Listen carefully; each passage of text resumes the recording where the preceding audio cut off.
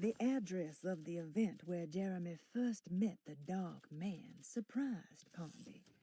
The infamous Gallatin Street didn't exist any longer, and he wondered if he would be able to find the right building. Was it still standing? Did it matter?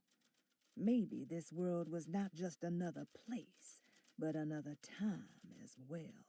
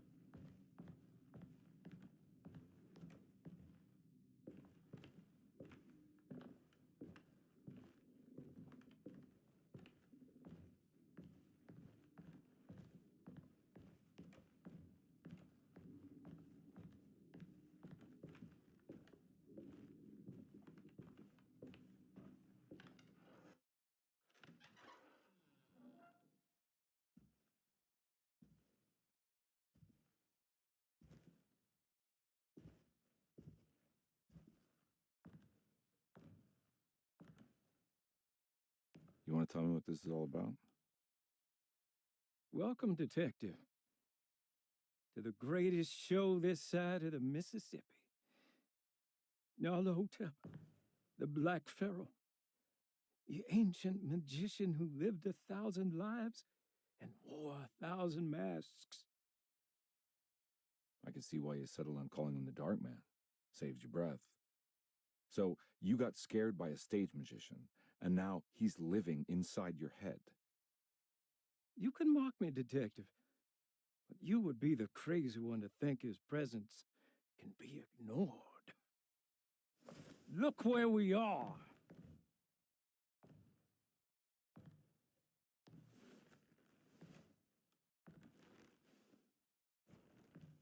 We didn't get to finish our last conversation, did we? You were about to tell me how to break the contract with the Dark Man. No, we can't. You would turn her loose on the world. So many innocent would die. But there is a way to break out of the deal. There is. He offered me a way out. Steps to take. What are they? You'll never find them. They're forever entombed in his sunken desert temple. Jeremy, I'm not your enemy. Tell me where to go. How do I find the temple? No, we can't. I have to make this sacrifice. God damn it, Jeremy. I'm gonna save you. Don't worry.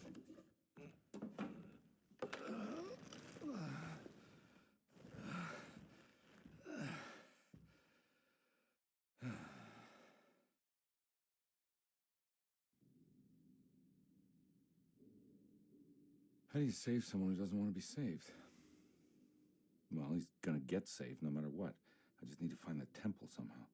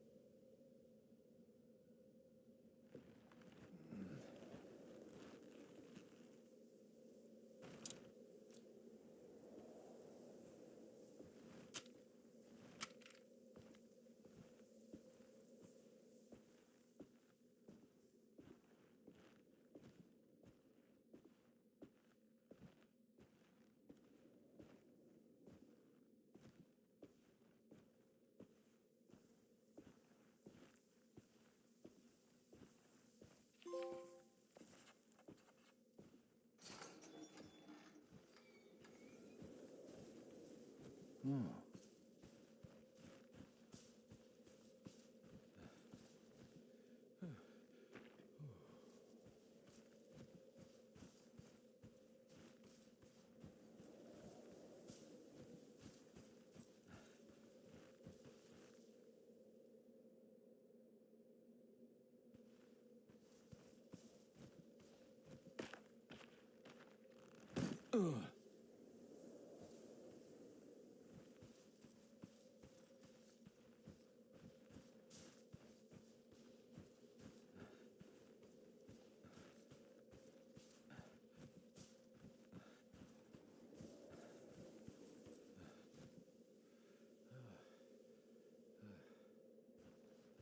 A sunken desert temple. I better get down there.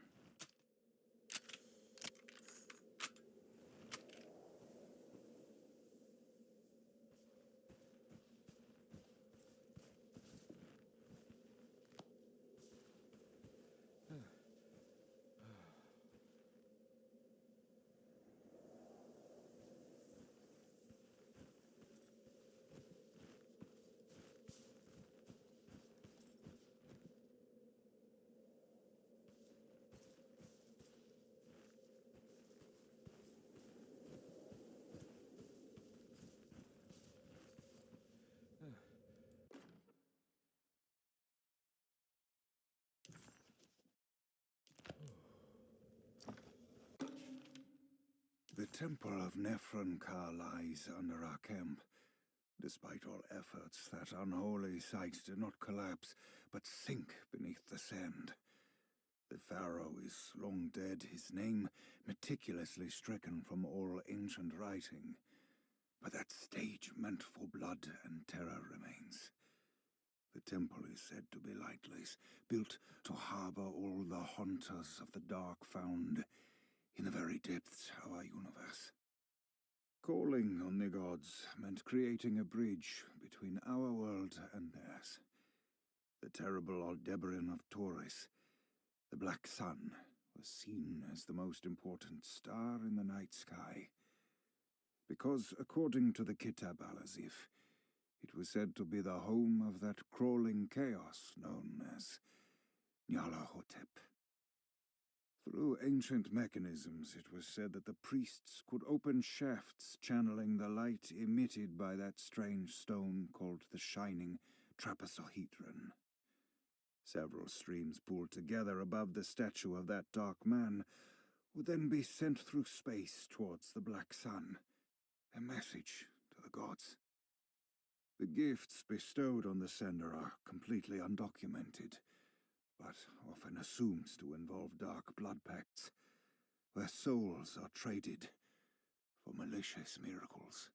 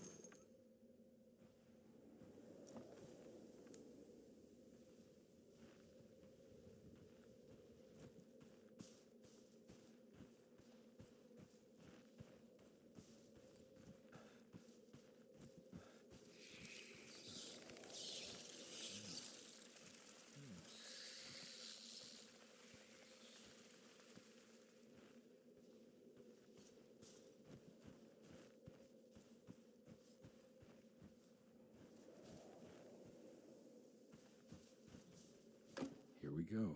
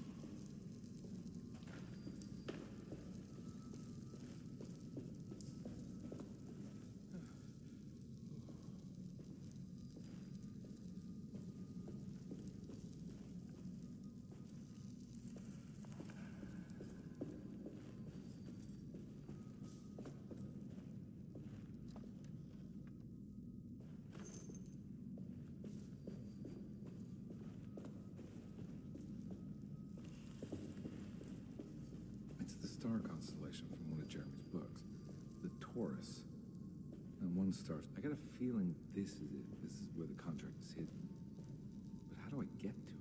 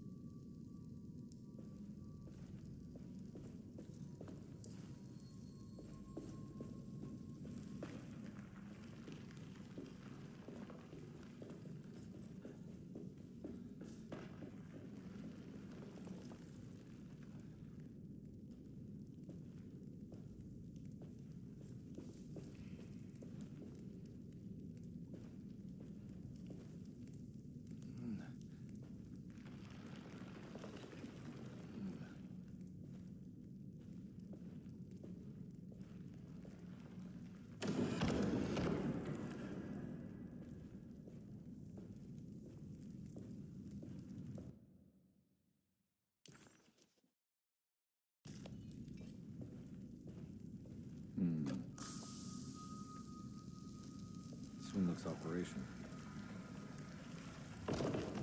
Good work.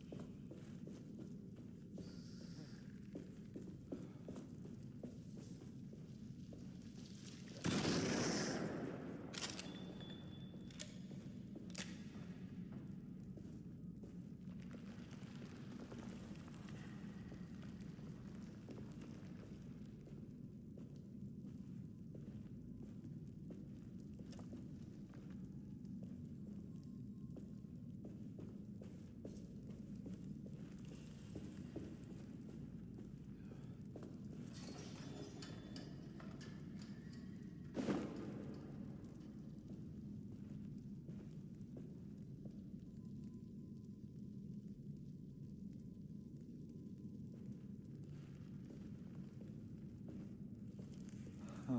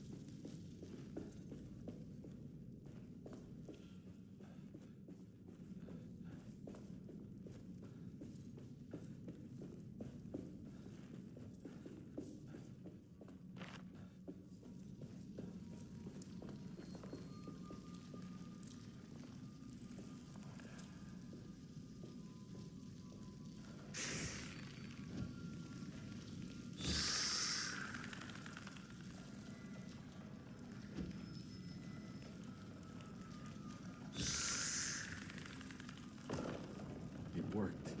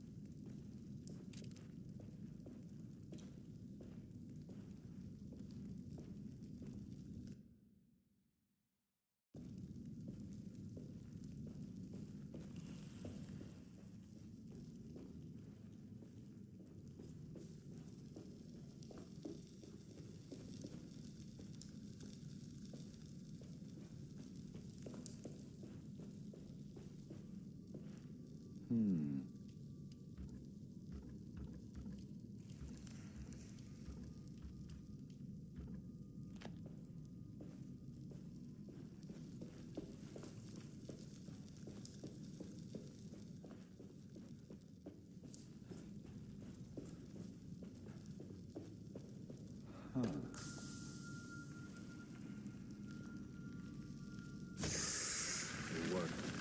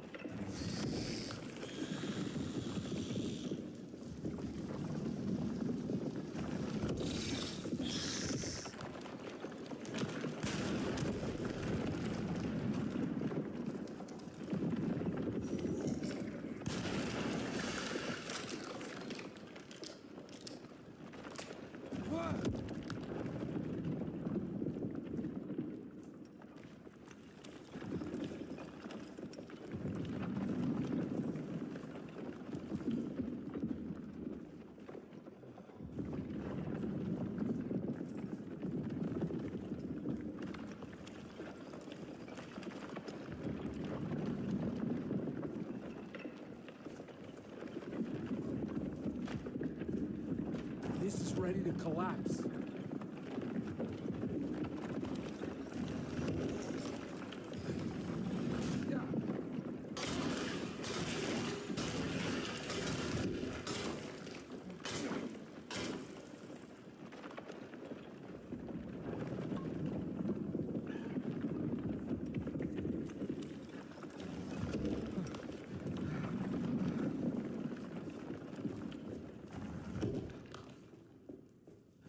What is going on?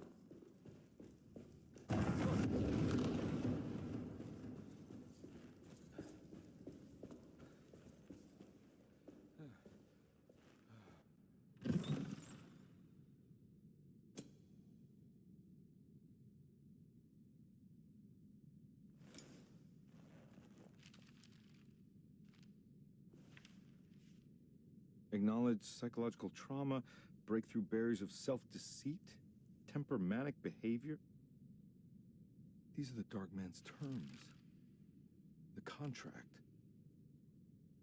Huh?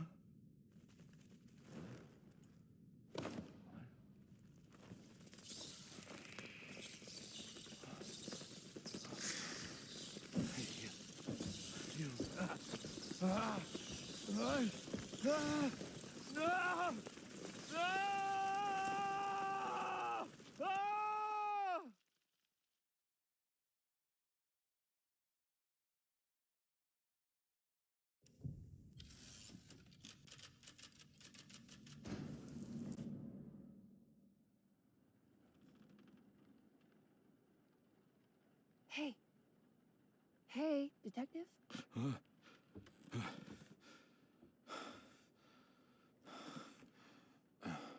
What are you doing? Oh, I found some. Great. Was it alcohol? God, no, I just got the wind knocked out of me. I think I know how to break the contract with the Dark Man. What exactly does that mean? Everything going back to normal. All right. I found some more information on Derceto and the patients. There are some seriously strange things going on here. I'm pretty sure 2 of the patients are dead and maybe even the clerk. Oh, yeah. I kind of just gave up on worrying about that. Well, just keep your eyes open, I suppose. What were you doing again? Jeremy made a pact with the Dark Man to keep all the madness locked inside Derceto. All right. I'm gonna break it. I just have to... Where is it? Where's the talisman? It's around your neck? Ah! I worry, detective. Don't, I'm fine. I worry that you're not much help on this case. At least you're a good distraction. Trust me. You're getting your money's worth. At this rate, I'm an absolute bargain.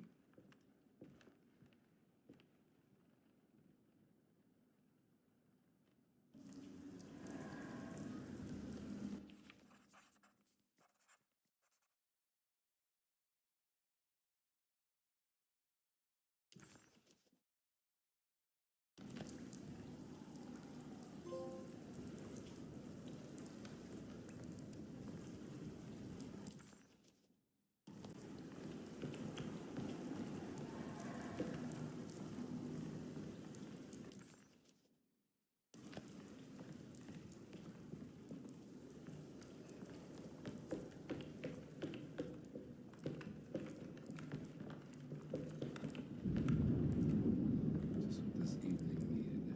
Some ambiance.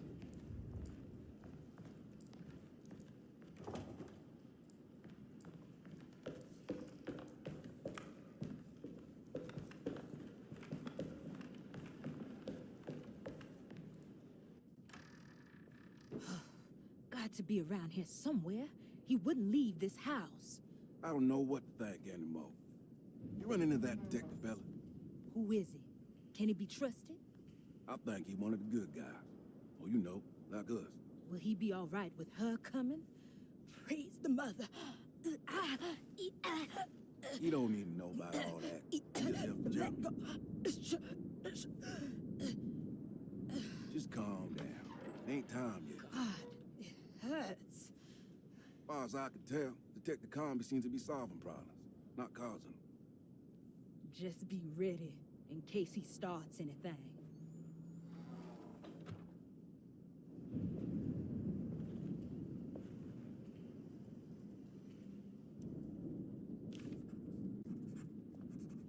The two orderlies still hadn't found Jeremy. Conby figured this was good news. Emily had reminded him about some strange deaths at Deseto, and Conby wasn't sure who he could trust.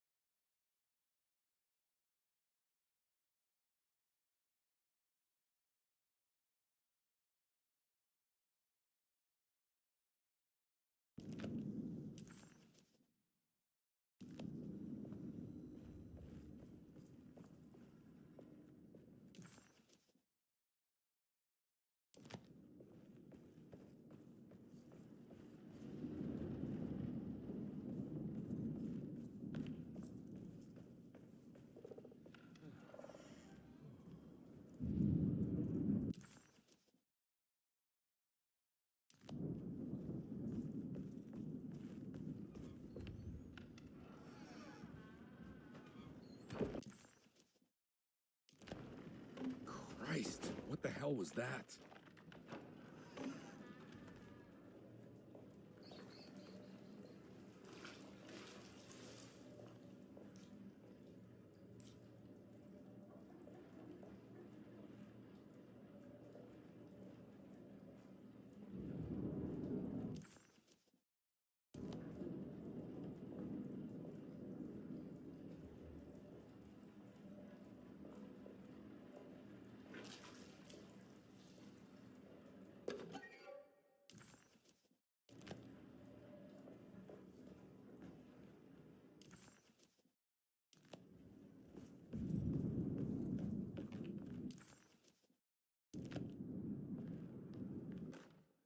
We must have faith that Jeremy's pact with the Dark Man is a bluff.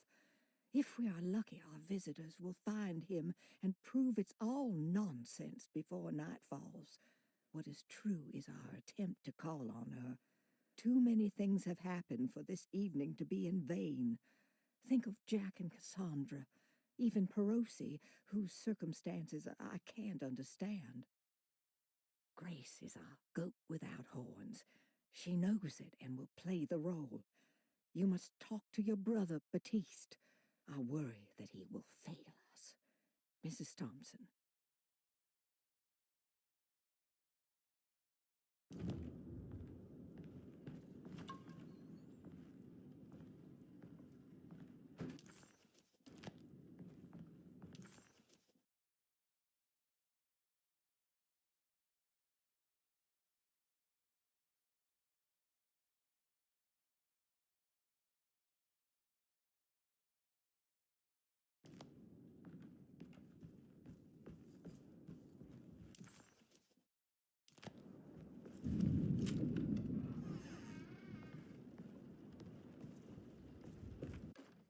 Lunacy and the Astarte Artist Colony, a monograph by Yael Klein.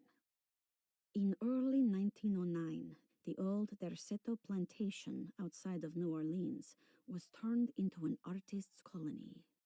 3 famous European artists rented the house and the surrounding land from the owner, the Ledoux family. The colony was chiefly run by Sebastian Cortez, who was playfully dubbed the captain by his collaborators, William Arges and Heinrich Kassel. The colony existed for 6 years, until one day all 12 members disappeared without a trace. It is widely believed that their disappearance is connected to the disastrous hurricane that passed through on September 29, 1915, but nothing truly supports this claim. What is known is their frequent participation in New Orleans nightlife, their love for hosting parties, and their elaborate contributions to the Mardi Gras parades as the Pirates of Pontchartrain. Accounts of their lifestyle can be found in almost every gossip column. It can effectively be summed up as carefree and bohemian. In late June 1909, the name Astarte first appeared in the newspapers. Cortés said the name came to him as he was painting. There is never any claim to knowing about the ancient Phoenician fertility goddess with the same name before this time.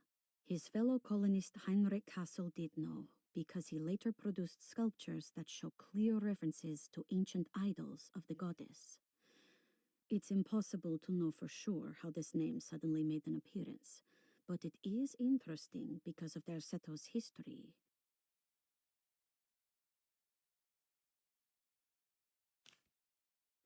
Even the name Derceto is the Greek name of a Syrian fertility goddess. In the case of naming the plantation, Derceto was certainly not an accident. We know that Elijah Pickford intended to build a temple for his cult, for he had distributed pamphlets 2 years prior to the purchase of the land, advertising his intentions. His followers were estimated to be almost 100 men and women, mostly sailors, Maroons, and Cajuns, when the plantation was built. To outsiders, Derceto registered as an ordinary slave plantation, which enabled Pickford and his flock to remain hidden for decades. The official story is that the cult lasted until 1862, when the Union Army came and burned down the plantation and scattered all who lived there. Following the Civil War, new people started to congregate in the ruins of Derceto to invent a new fertility goddess, the Shub Niggurath. As much as Derceto is a particular name to have heard of, it's not entirely uncommon among the learned. Astarte is equally known and could have been subconsciously chosen by well-read artists. Shub Niggurath is, on the other hand, very uncommon. Almost impossible that anyone in Louisiana would have heard that name. The name is referenced only in rare books like Unausprechlichen Kulten and the Necronomicon, and is believed to be a bastardization of Arabic words meaning pertaining to the dark young. The few paragraphs printed on the goddess are so upsetting that no one in their right mind would want to build a religion resting on such qualities.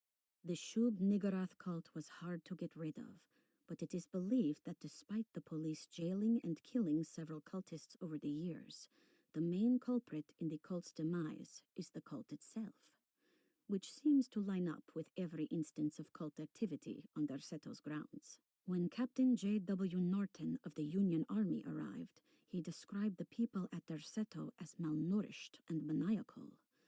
As much as the army tried to save them, they fought back with fervor, as if nothing was going to stop them from slowly destroying themselves. While the disappearance of the Astarte artist colony remains a mystery, the recurring motif seems to suggest that their fate involved lunacy and a hunger for self-sacrifice to that fertility goddess with 1,000 names.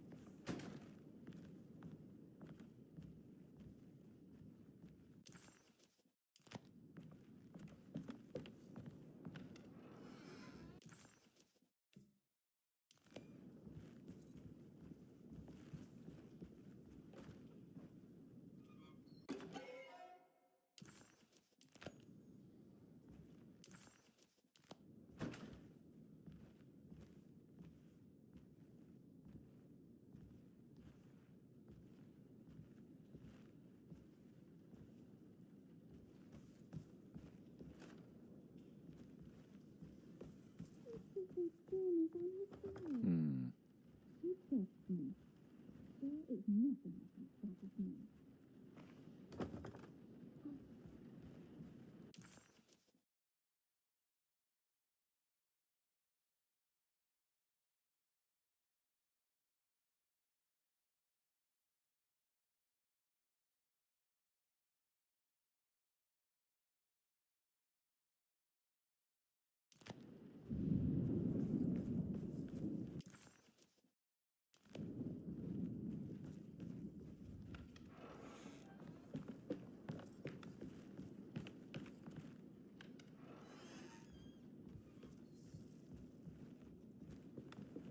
Emily will have.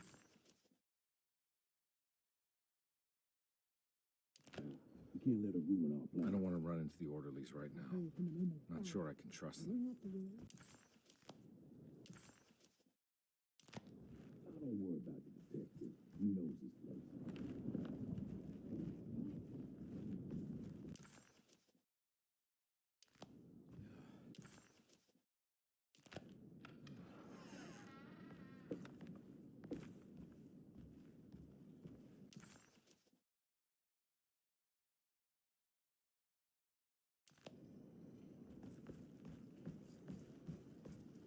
It's blocked.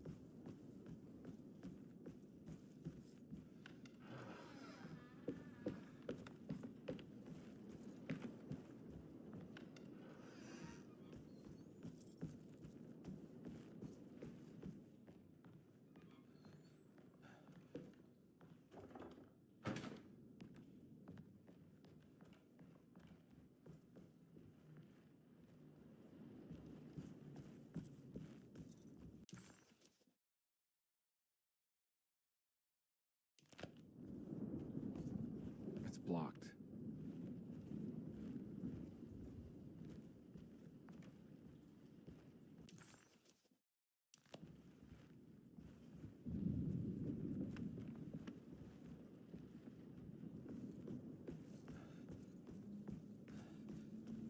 I think Dr. Gray might be in there. Perfect time to snoop around his office, then.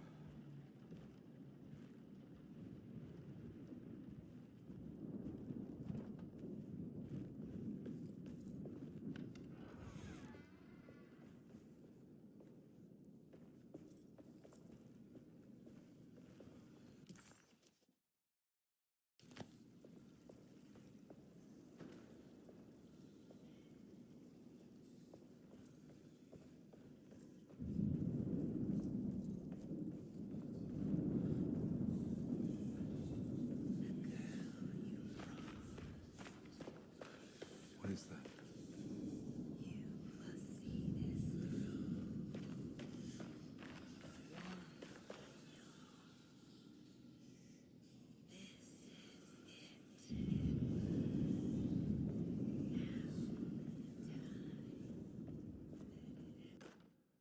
Mrs. Thompson, I understand the last week has been busy. Under these circumstances, I find it important to remind you that Dorsetto's concerns are not a public matter, nor is it something that should upset you. Please continue your excellent work, and don't spend a thought on the death of Perosi, or, more importantly, the suicide of Cassandra Beauregard. They should mean nothing to you or the staff. I rely on your loyalty, and trust that your close kinship with the Tabois siblings will keep Dorsetto's secrets hidden. Dr. Gray.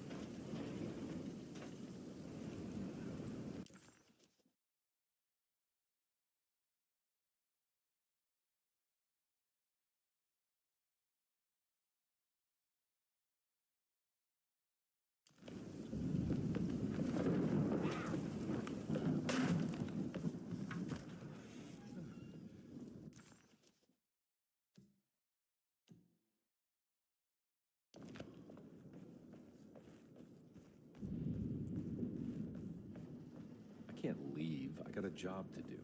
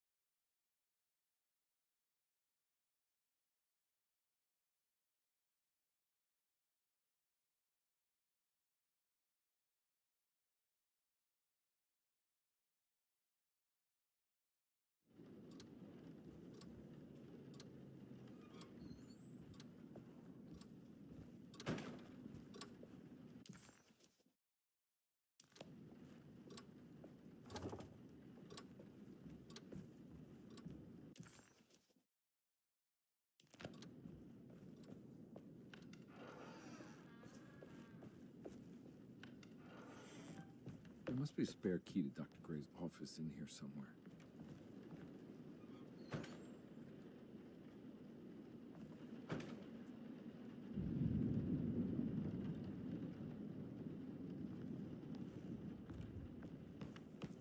I don't have the combination for this. Or maybe Jeremy did.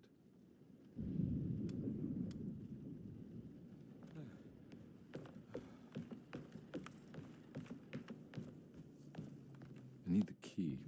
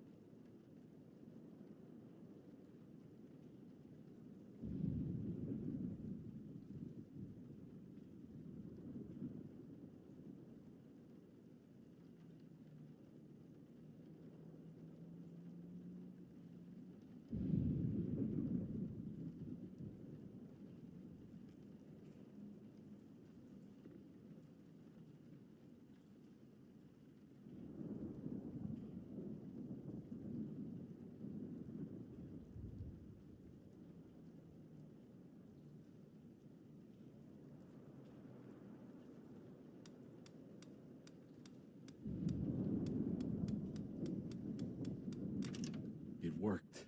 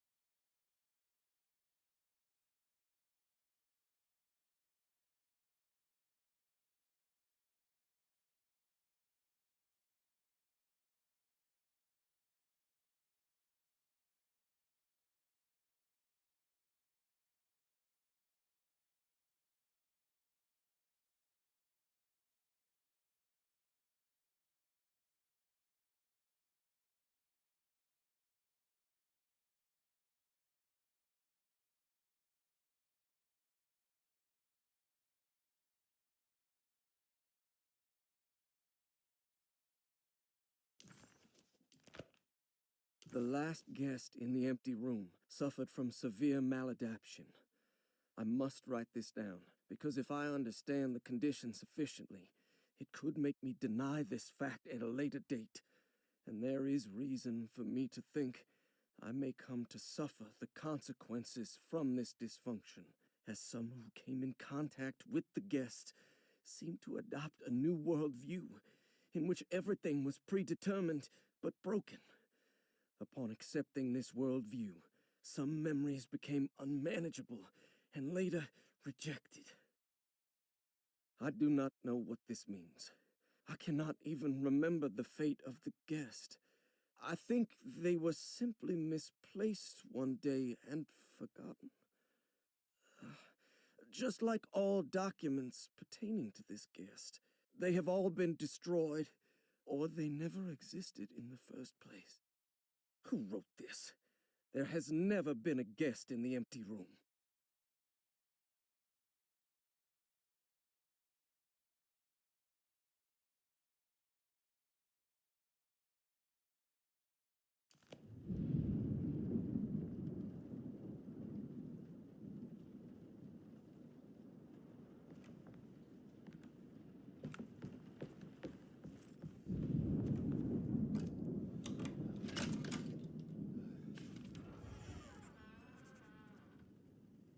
Dr. Gray's office, all to myself.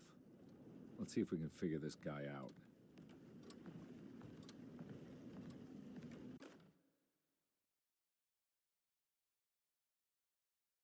I have finished tidying up Miss Beauregard's belongings. I will leave it to you to contact her agent and have them collect her things. I found one of Grace's drawings she might want back, along with this key in her room, which I believe you've been looking for.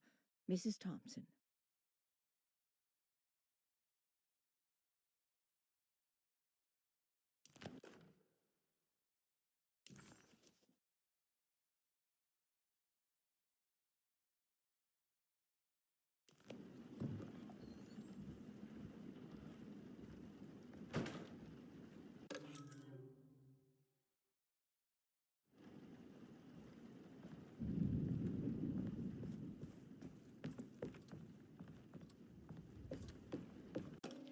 This is where McCarthy has hidden my favorite young.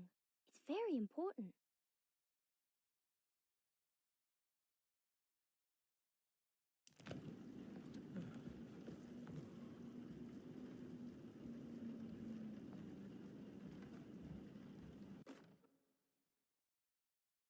Dearest Dr. Manzetti, I find myself in a losing battle with my patient.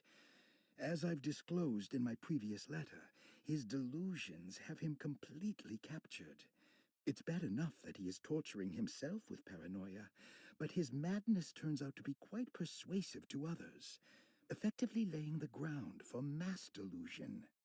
I am writing to you in hope that you can give me some guidance. Beyond my ambition to avoid devastating surgery on my patient, I have grown worried about my own defenses. The words of my patient are deranged, yet they often resonate with something primitive within me. I have tried photographing his brain.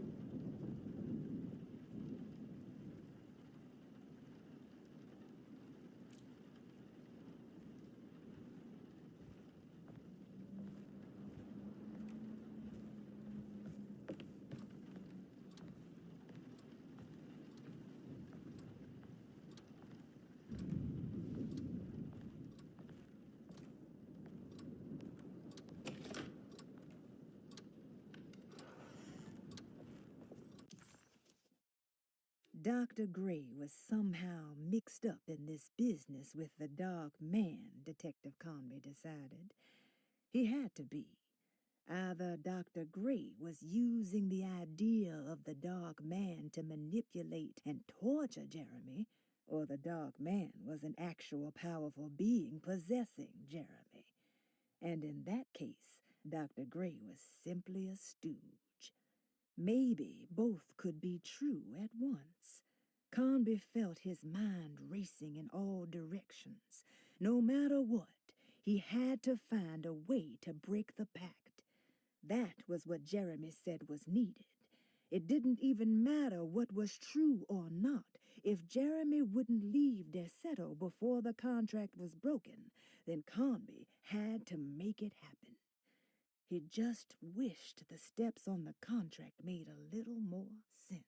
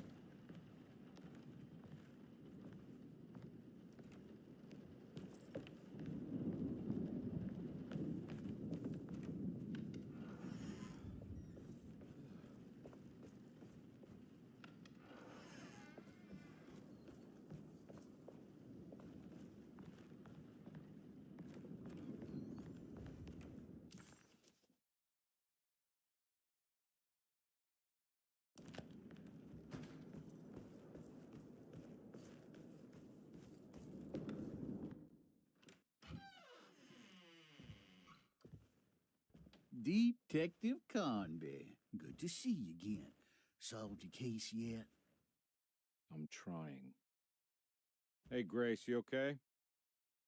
Oh, she is just peachy, Detective. Are you looking forward to the Feast of St. John, Grace? I can't wait. Kids, ain't they great? What exactly are you planning for tonight? Oh, not much. We eat, we drink, we pay tribute to the wishing tree in the conservatory. The usual. Then why all the excitement? There is just something about tonight. Something's different. I think we all feel it. Besides, we got ourselves some new words for the prayer thanks to your buddy Jeremy. She'll come and turn the world inside out, and things will begin again. That sounds strangely threatening. You should come. Oh, God damn it, Grace. Stay put for once.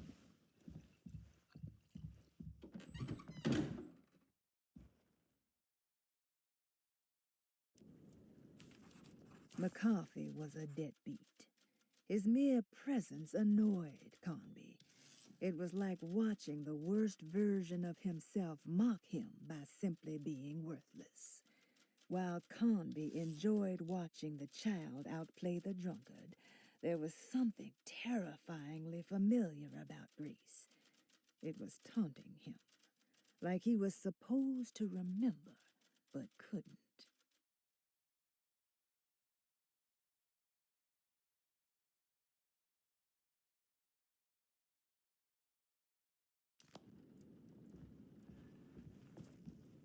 There's something missing.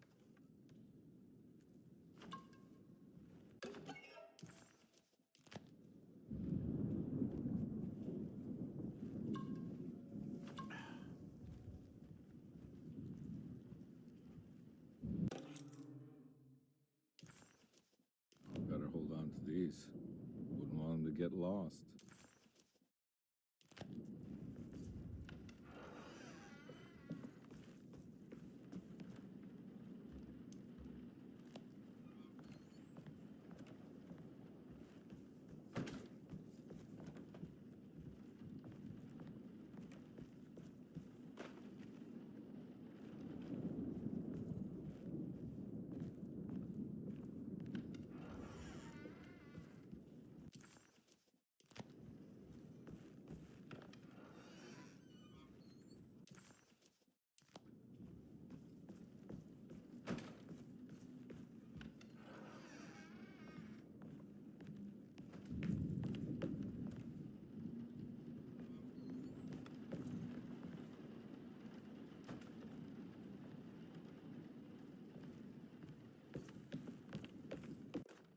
Jeremy knew that the only one who could help him now was the guest in room number 3.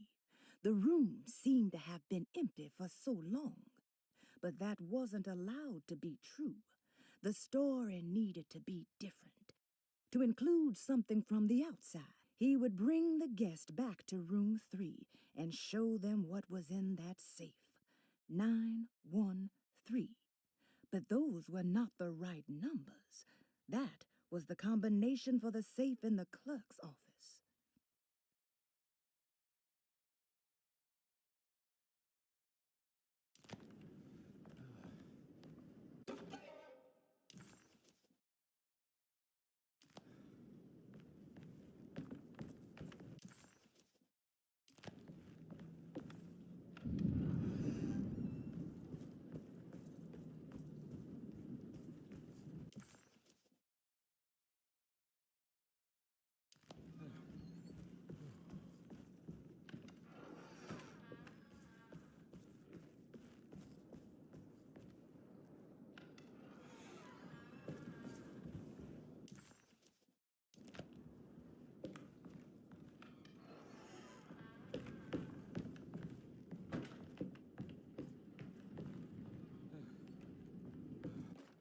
Detective Comby, I'm terribly sorry that my niece has pulled you into this mess. Please, with all my blessings, take her away from this cursed place. I have destroyed that eater of worlds and locked it away in the attic and retreated to a place of hiding. Tell Emily I'm safe. Tell her all the lies you can think of to make her listen. Take her back to New Orleans. Sincerely, Jeremy.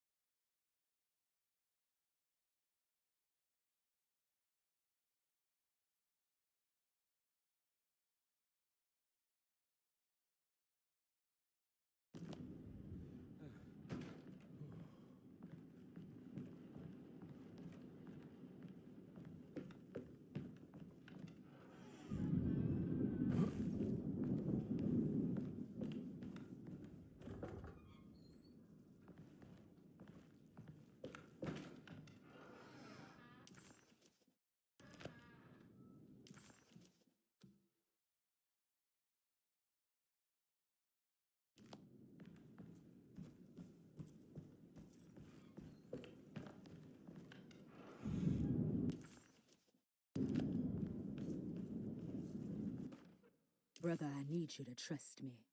This is the most important moment in our family's history. I know you have doubts and that the terrible Mama Loa told you lies. I would never betray you. I promise. Lottie.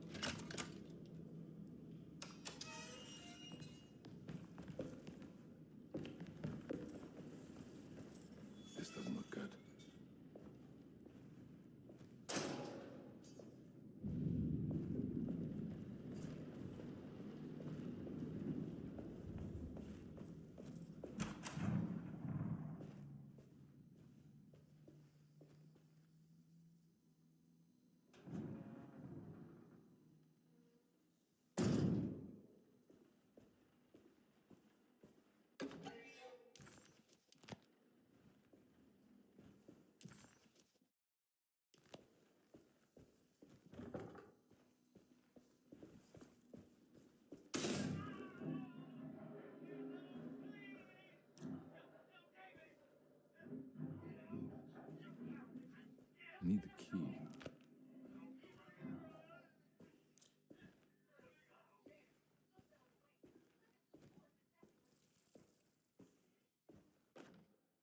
Radiography. Patient Jeremy Hartwood. Date June 14, 1930. Plates. Jeremy's skull proved difficult to capture properly. Partial radiographs worked best. A complete picture of the brain can be assembled by piecing 3 plates together. Observations. Even when looking at an assembled version, a shadow covers significant parts of Jeremy's brain. Possible tumor, but more likely that the equipment is failing. Jeremy reacted strongly to the pictures and claimed to see a giant clay worm eating and displacing his memories. Notes. While this exercise has left me nowhere closer to an answer, I feel confident that a Burkhardt lobotomy should sever all necessary parts.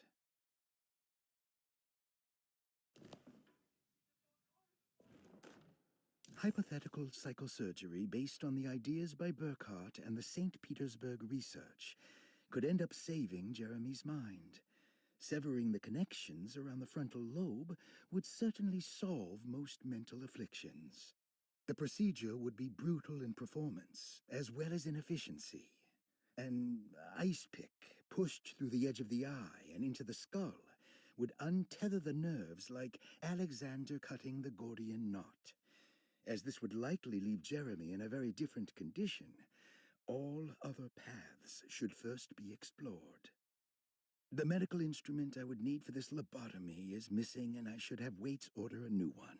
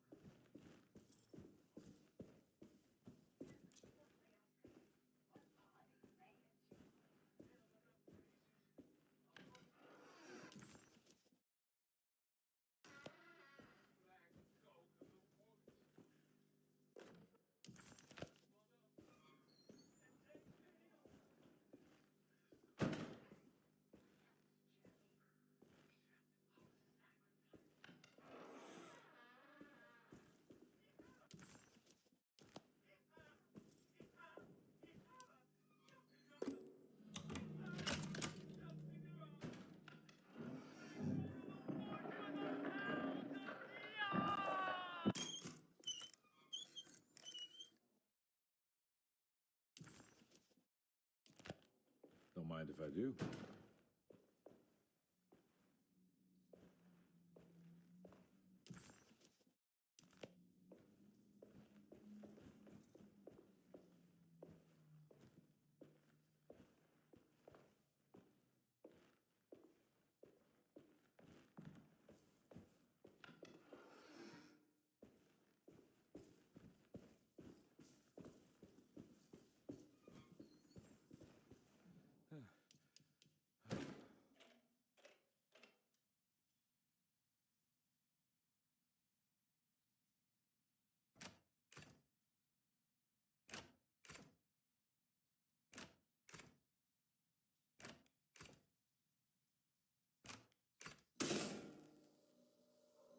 That's better. Dr. Gray had been putting Jeremy through some thorough medical investigation. He was trying to break through Jeremy's stories and get to some truth, just like Comby was. Could Dr. Gray have been trying to break the contract as well?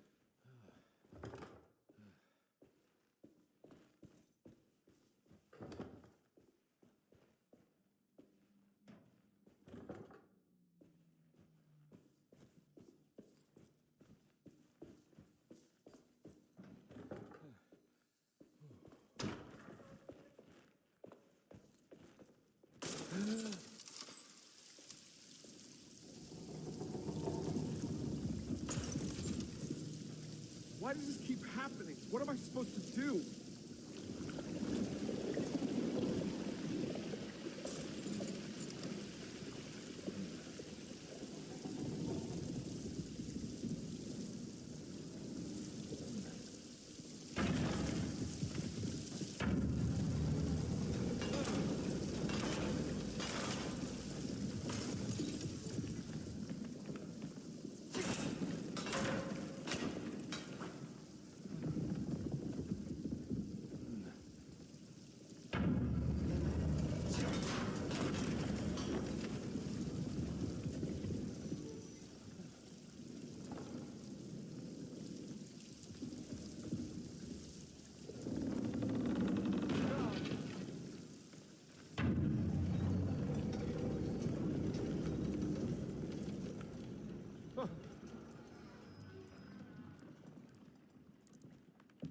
And we're back here. Well, perfect time to have a look around this place.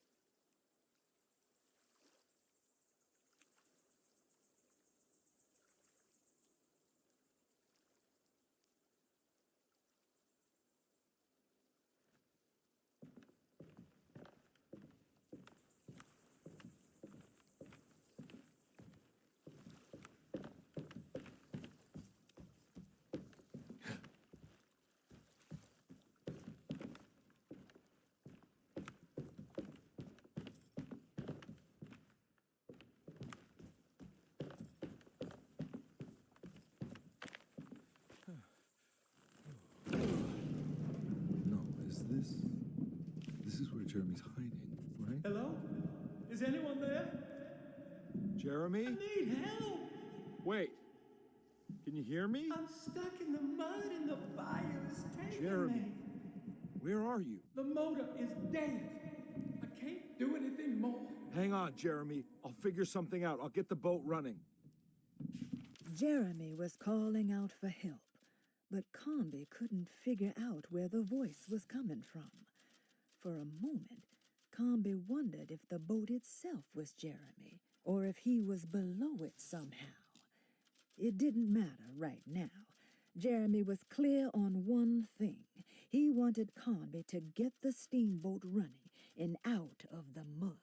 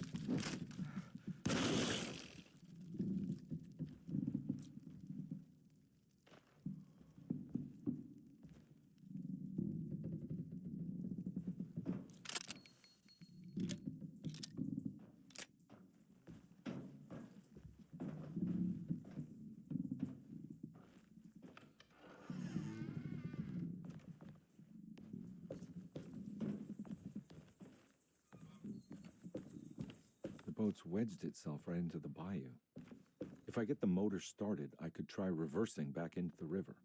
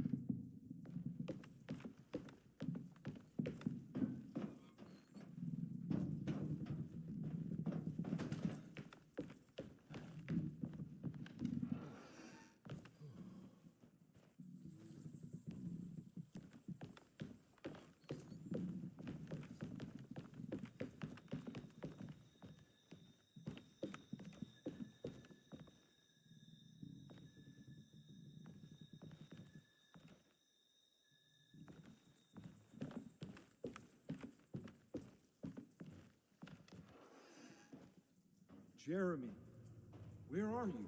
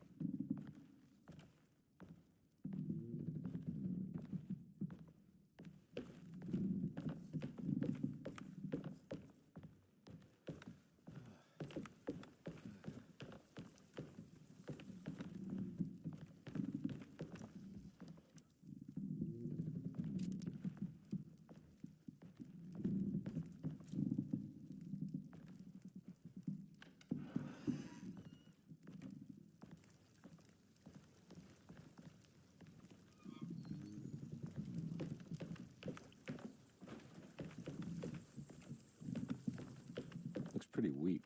I just need...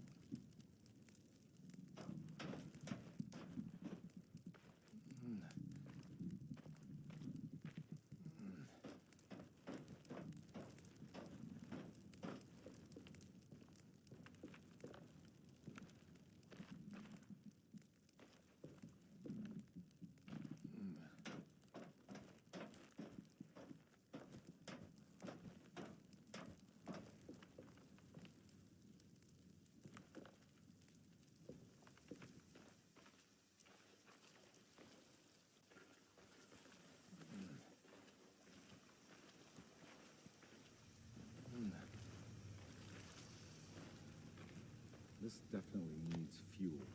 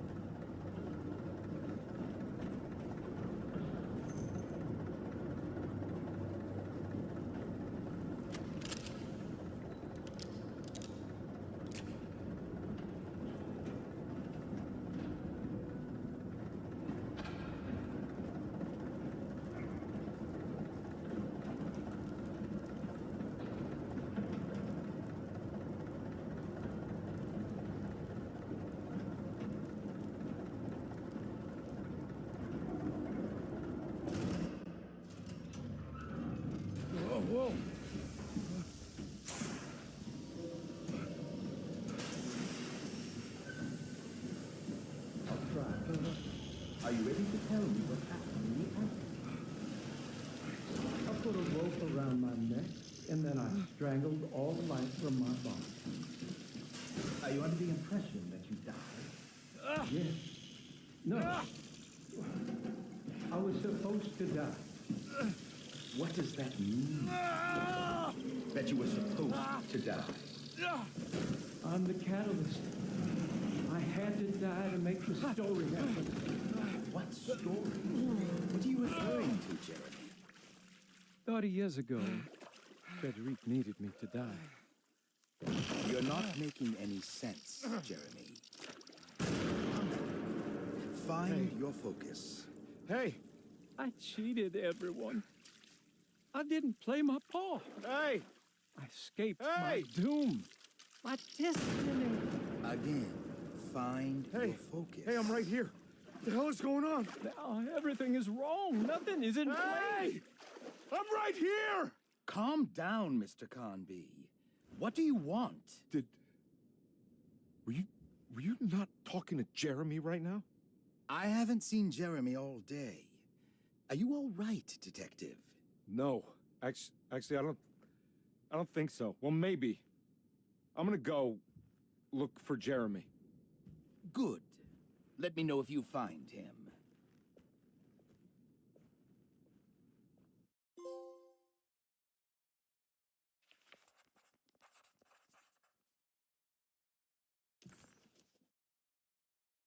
Jeremy was calling out for help, but Comby couldn't figure out where... Comby never thought he'd be so happy to be back at Derceto. It felt like he had crawled through a long, dark tunnel of misery and regret. Now that he was back, Comby could look into the steps mentioned in the contract, but there was one thing that gnawed on him. What exactly did this have to do with Dr. Gray?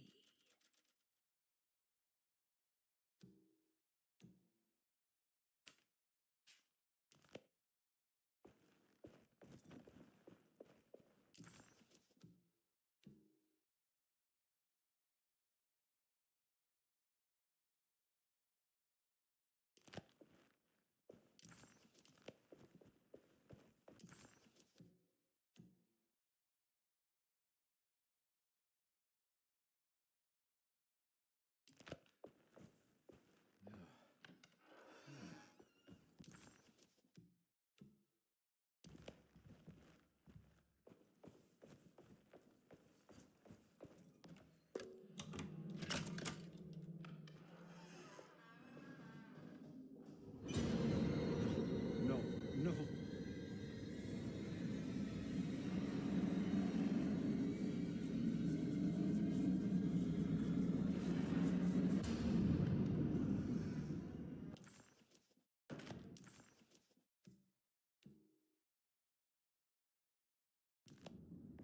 Surprisingly.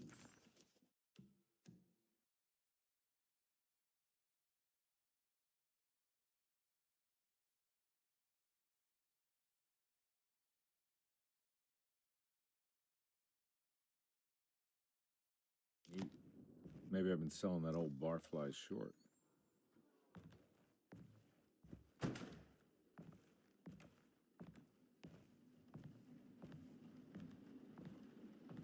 Looks like McCarthy has something hidden inside.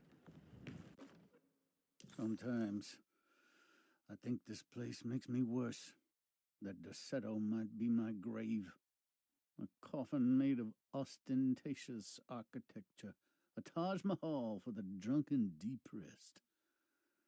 There's something about Derceto. Something about Dr. Gray. Like we all pretend that we're here to get better, when in fact we are here to be forgotten.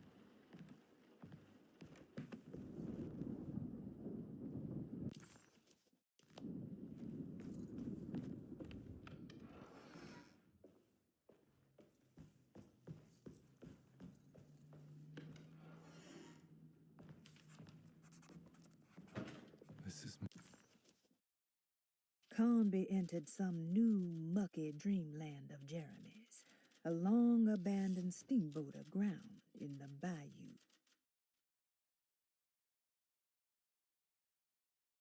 My room. I belong here.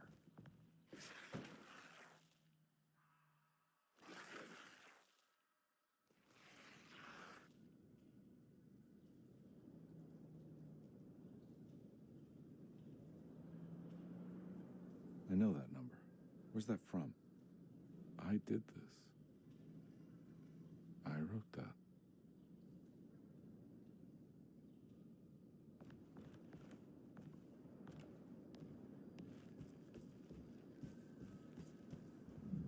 I know the combination. I carry it with me.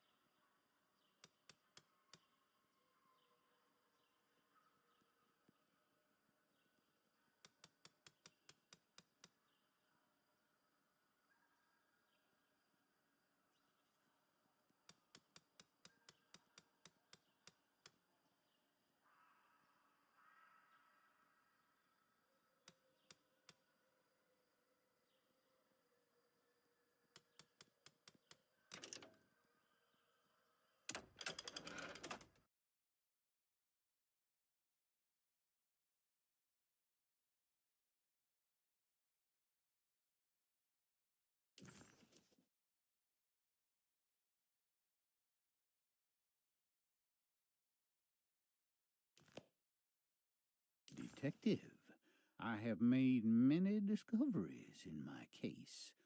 The child we want is safe, thanks to good people like me and you. We're so similar, but you don't see all the things I do. To find your man, Jeremy, you also need to look for the girl. It has always been that way. The young deliver us all. You should have a look in my room. There's a piece of the puzzle you will need. Take care now. My coffee.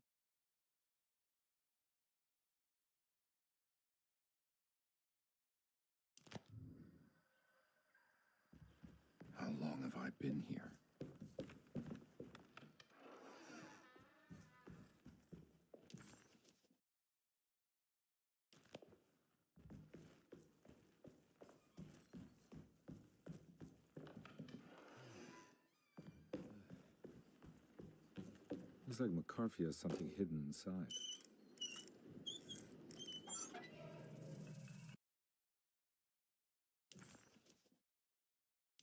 Why would McCarthy lock this up? Was he trying to keep Grace from completing the shape? If so, couldn't she have just made another drawing?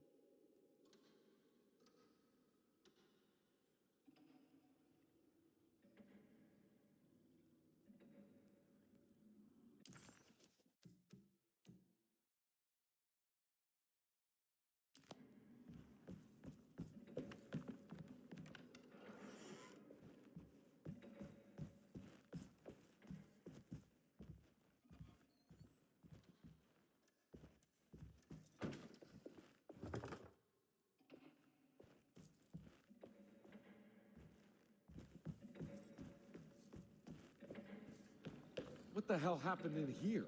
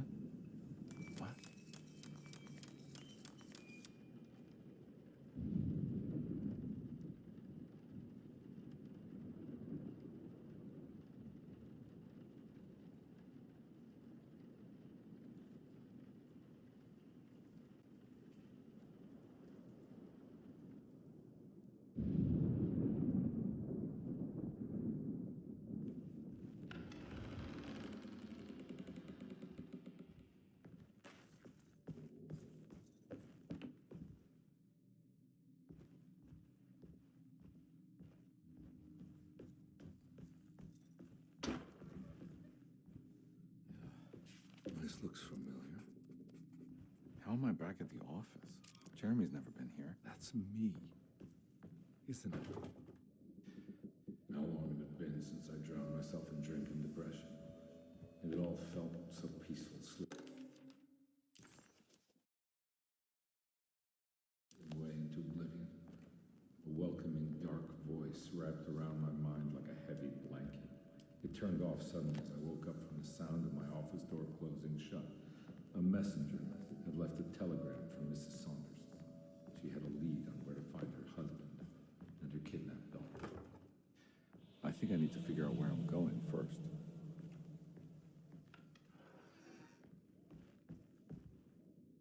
God, I used to drink so much back then. When was this exactly? What case was I working?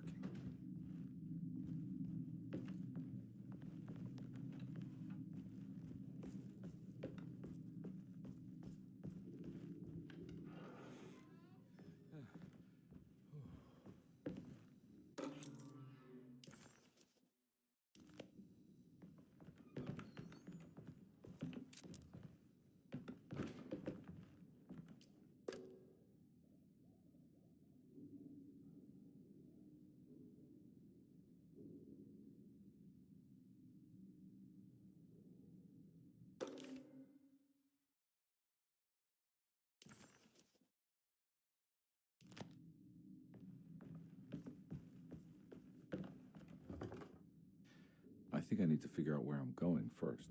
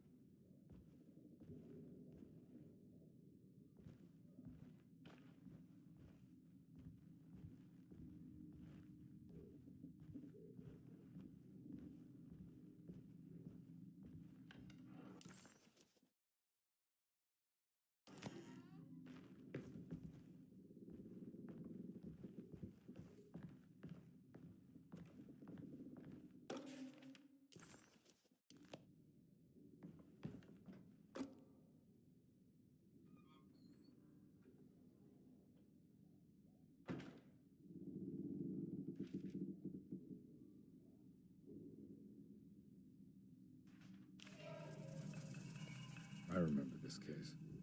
Some kid got taken by her father, headed out of state. But he had made a mistake by selling a painting that his wife actually cared about to a collector named Thornhill to fund his venture. That's how I tracked him down. At least I think so.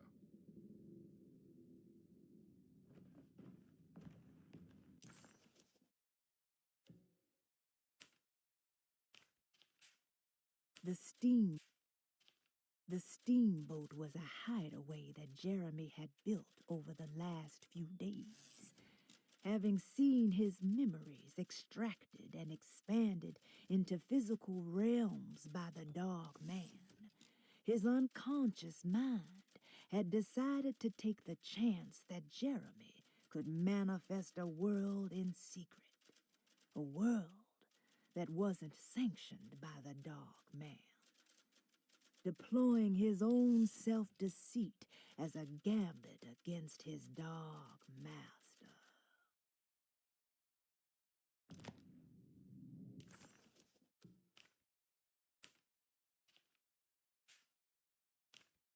The empty room always felt familiar. It had a mild fragrance of crushed leaves and wet sand that somehow convinced visitors that they belonged. It wasn't real, of course, but it was more real than many other things you could find.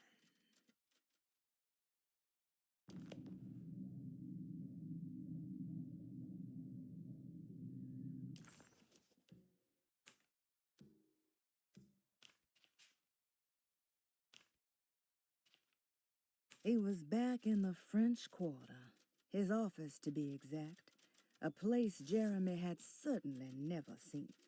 It could only mean that the Dog Man had reached inside Edward's mind and conjured this place for him to suffer.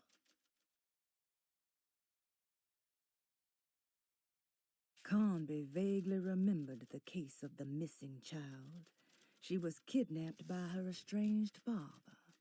There was some connection to a gallerist named Thornhill, a painting sold to pay for a getaway.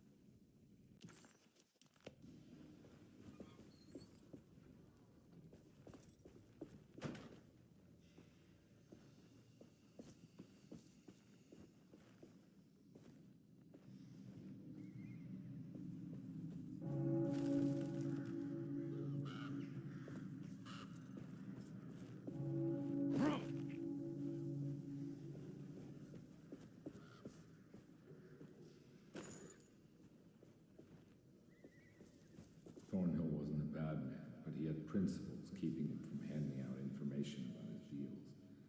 So he needed some convincing.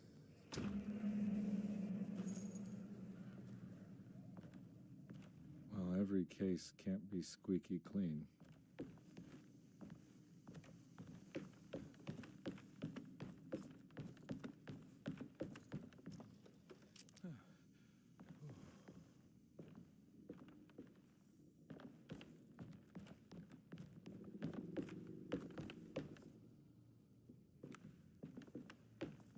Mr. Saunders had sold a valuable painting to Thornhill, hoping the money would carry him to wherever he was going.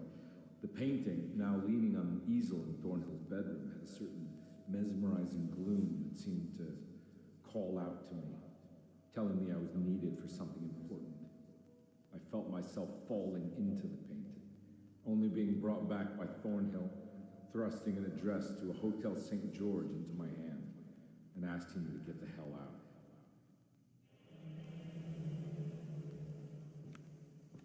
I don't remember this at all.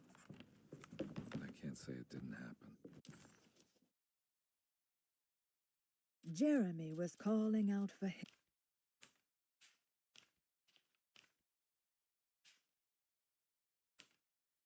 The kidnapper had sold a painting to Thornhill, the collector, to pay for a car and enough gas to get out of Louisiana.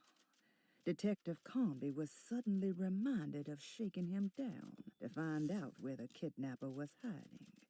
St. George's Hotel by the park.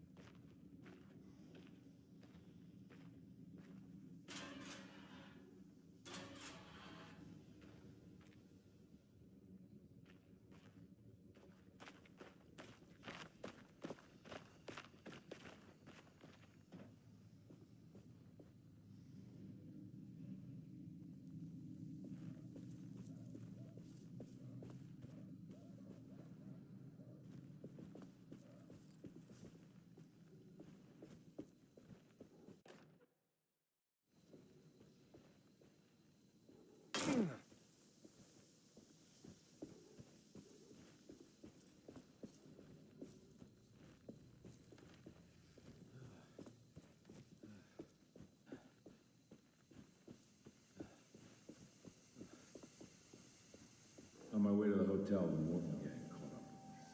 I owed them money, a lot of it. I can't remember what for. Probably some dumb gambling debt growing in size for each payment missed. I punched one of them out, and I sent the others packing. Just stupid. They were back in great numbers.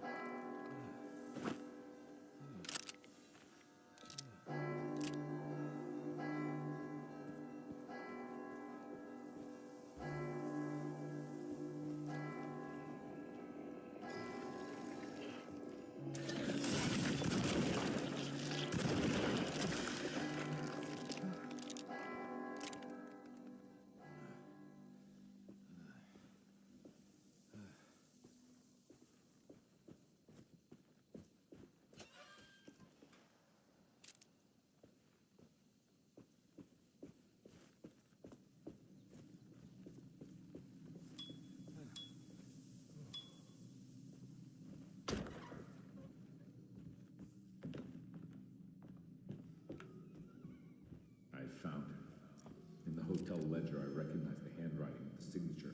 Ted Stryker. It was him. I could feel it. It was the kidnapper I was hunting. I put on my knuckles and hurried up to his room.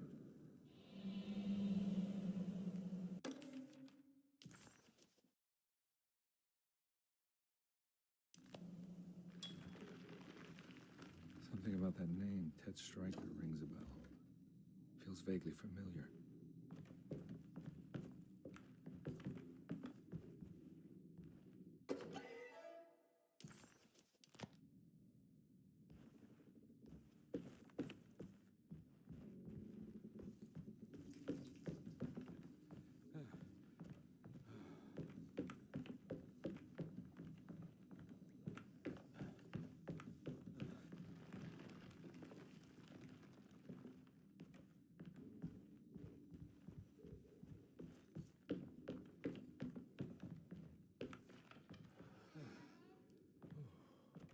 I recognize this room. But I didn't catch up with them here. I must have followed them. But where?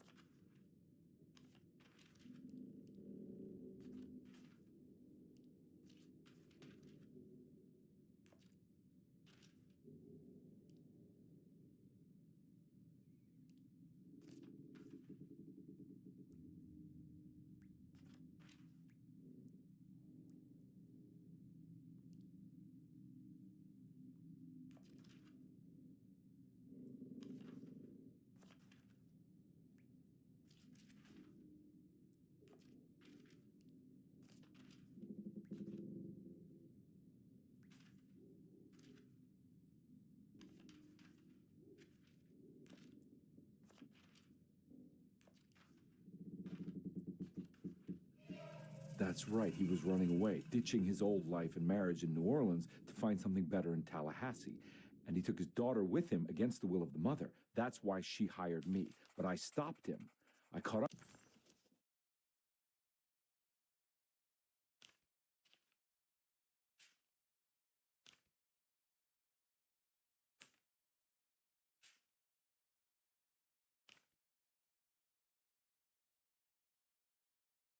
with him at the Pearl River Bridge.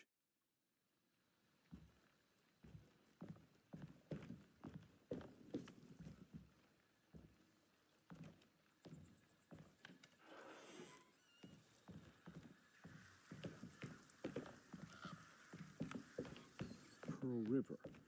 This is where I caught up with him. This is what the Dark Man wanted me to revisit. But I'm still not seeing it. What am I forgetting?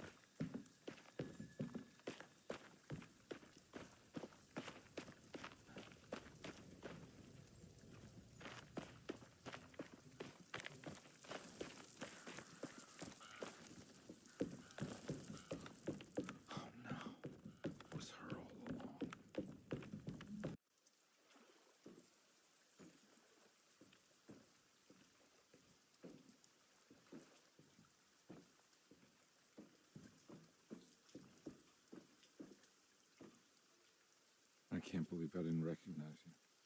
I looked a little different back then, I suppose. Was any of this real? How do you mean? This day, just...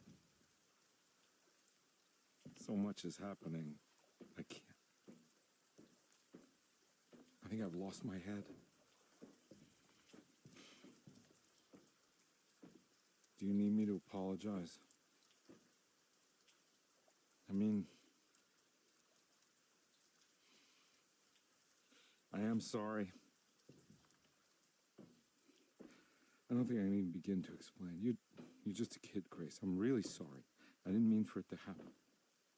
Lies. More lies. No, really. I thought I was being a good guy by handing you over to your mother. I didn't know. I couldn't have known that she wouldn't care about you. I don't know how this works. What is this for? Some form of admission of guilt. Maybe acceptance. It's what the Dark Man wants. I guess we just watch my father die again then. You think he's alive? I know he is. He's down there, scared that he won't be able to get out. That he will drown with his daughter again. What are you saying? We gotta save him. We? Do it yourself. I'm down there with him, remember?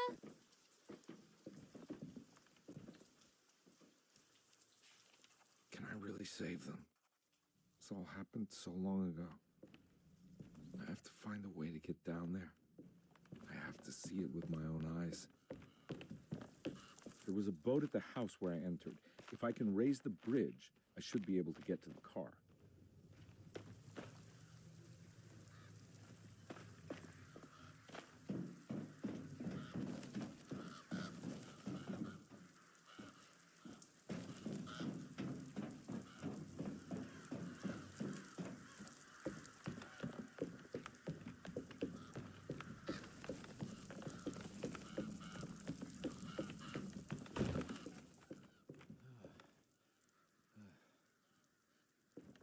This must be where the bridge is operated.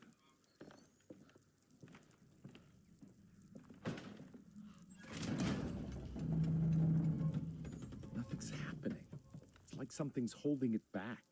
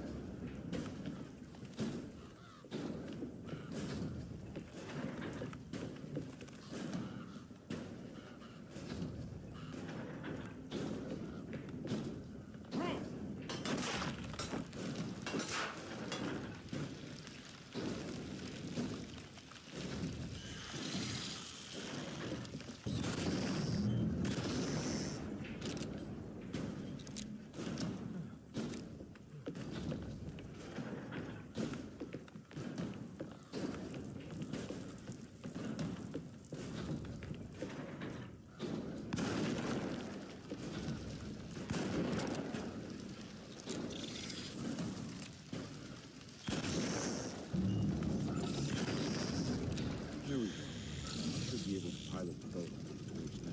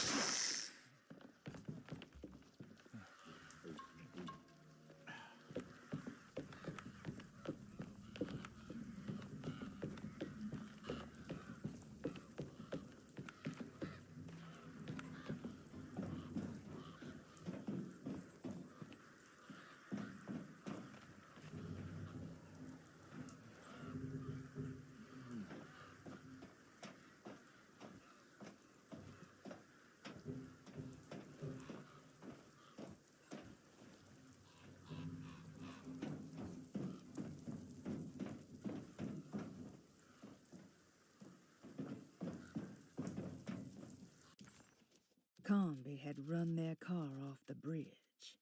He pulled Grace out of the sinking car, but left her father to drown. He could have saved him. There was time.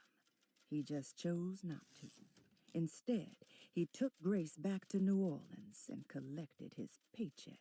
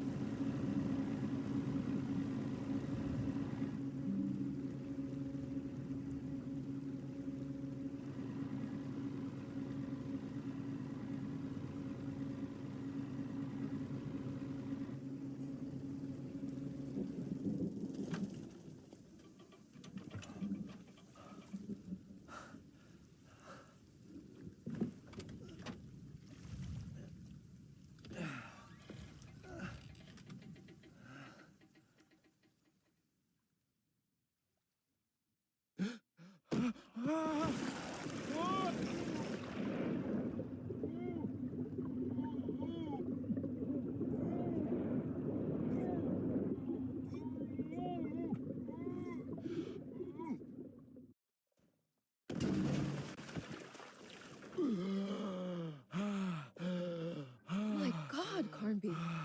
Are you okay? Don't leave me alone. What the hell have you been doing? What's going on here? Look at this mess! I'm sorry, Mrs. Thompson. Don't make me kick you out of this house. Now get out!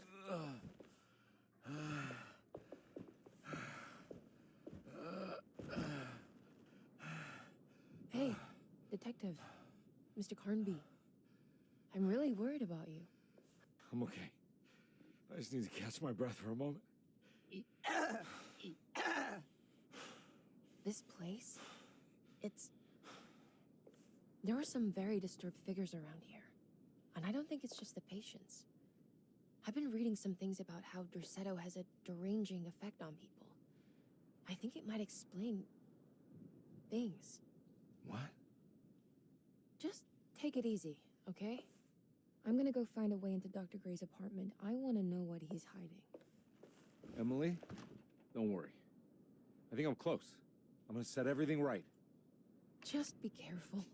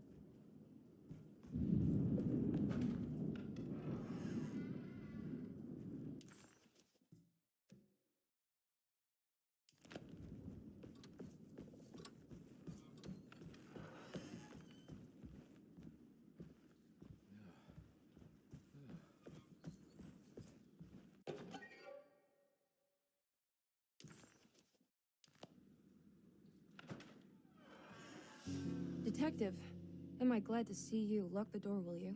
I don't think Dr. Gray would appreciate us snooping around. What's going on here?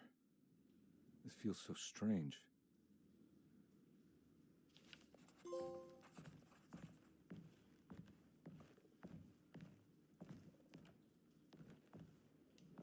There's a book missing.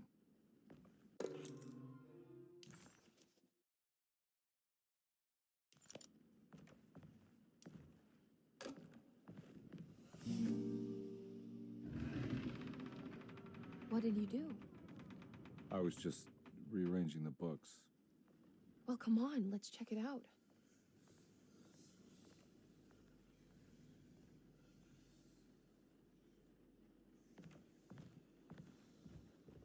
I think I'm beginning to understand. Dr. Gray is dealing with some kind of mass delusion.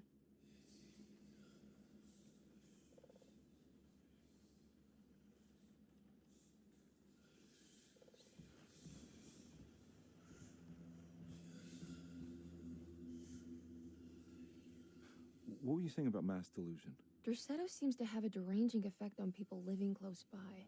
It has a history of creating cults devoted to some nature goddess. Even the name Derceto refers to the cult existing here before the Civil War. Derceto was the name of an ancient fertility goddess worshipped in Syria. Dr. Gray and his friends, however, seem to prefer the black goat of the woods with 1,000 young, or Shub-Nigroth. And that name can only have come from my uncle's twisted mind.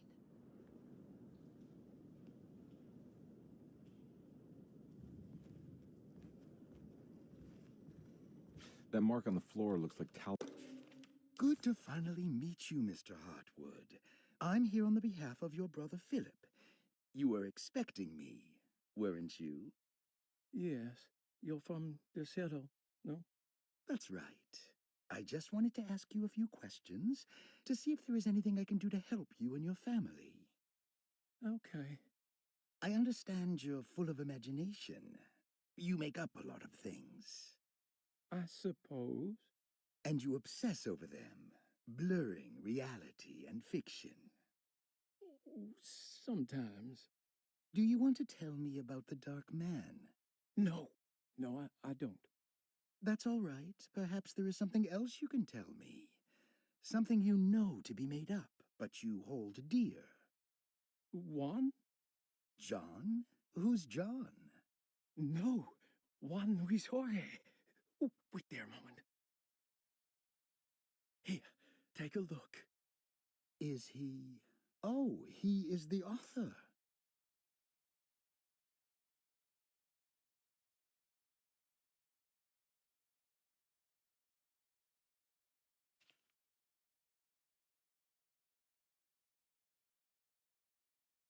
It's a magnificent book.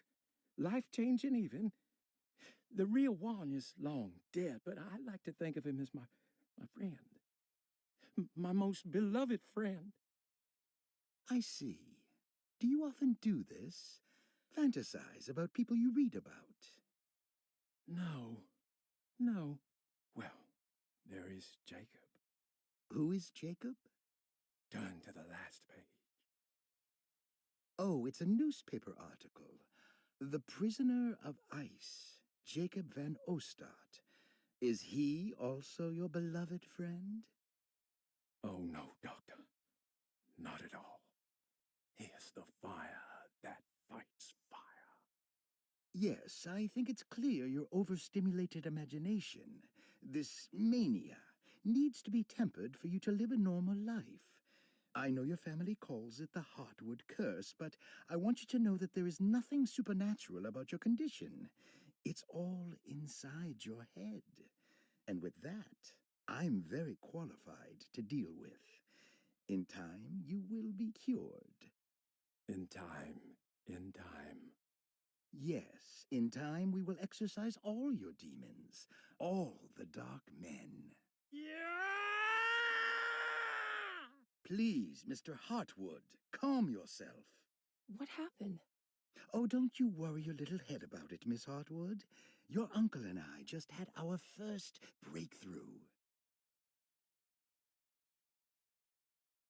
Positions, but From which direction should I look at it?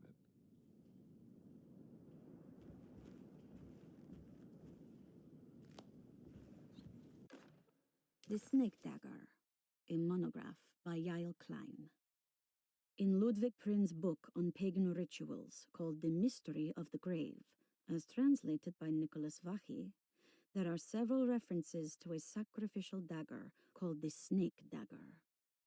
It has long been thought of as a poor translation of the original text, that it would be more appropriate with worm dagger from the Latin vermis cultrum. This seems natural following the recent consensus that the original title of Prin's book, De Vermis Mysteris, should literally translate to the mystery of the worm.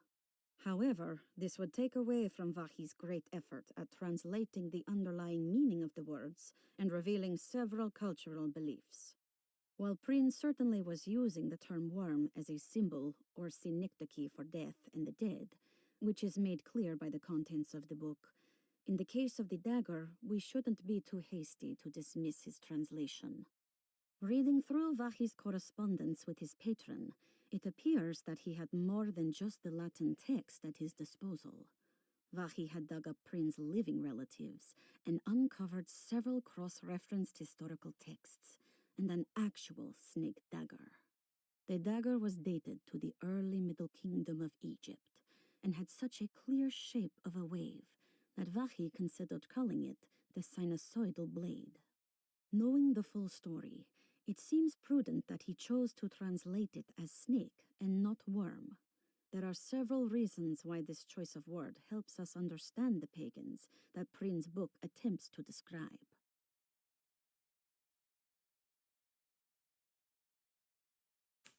The symbolic value of the shape becomes more apparent when reading about the use for the dagger.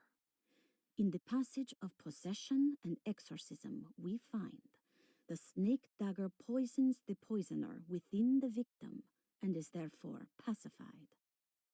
Where the literal text would tell us that the worm dagger trumps the demon possessing the victim, it tells us nothing of their reasoning, only that somehow this dagger wins against the demon, like it had the better hand in poker. Vachy's translation allows us to follow the underlying logic to the ritual magic that is being performed. Poison the poisoner sounds like fighting fire with fire. That to hurt the demon possessing its victim, the priests would have to fight back with a power that is known to the evil they are fighting. The snake dagger is therefore not only a good way to describe its form, but it also helps us understand how it could be thought of as a useful tool for exorcism. Finally, it also helps us understand their relationship to lunacy, that it was thought of as something poisoning the mind rather than controlling it. What is also interesting to note is that the possessed are always considered poisoned in their head and not their heart. The snake dagger always went to the eye of the possessed, leaving them partially blind, if they had the good luck to survive.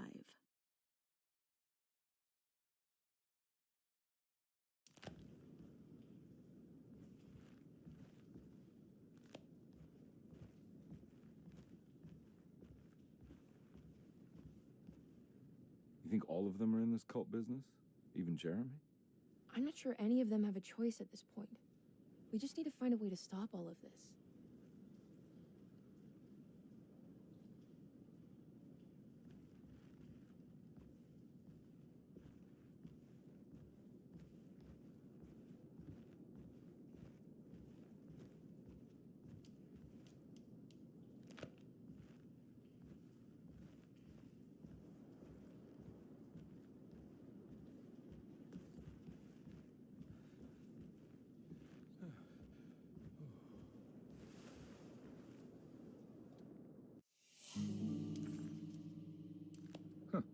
Has that been there this whole time?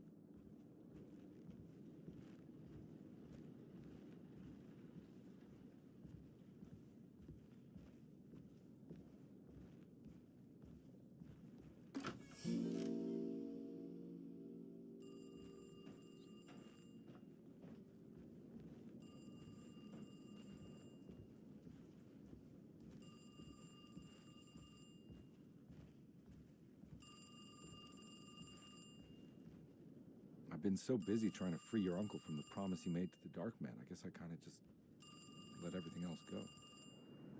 Don't worry, Detective. I feel like we're close. I'm sure Jeremy will turn up. If he is part of the cult, he wouldn't want to miss the Feast of St. John. I just need enough information to make him see the truth. I hope you're right, but I doubt he'll show up.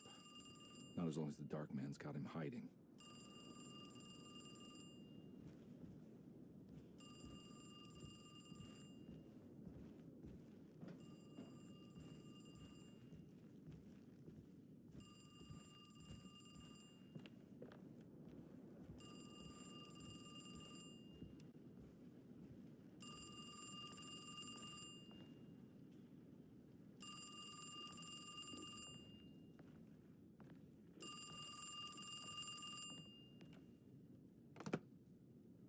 Hello? Detective Conby? Who is this? Jeremy? Jeremy is with the Dark Man. You can't save him. Well, I've done everything he wanted so far, and there's just one more thing on the list. I expect him to keep his promise and return Jeremy unharmed. Get out, Detective, while you still can.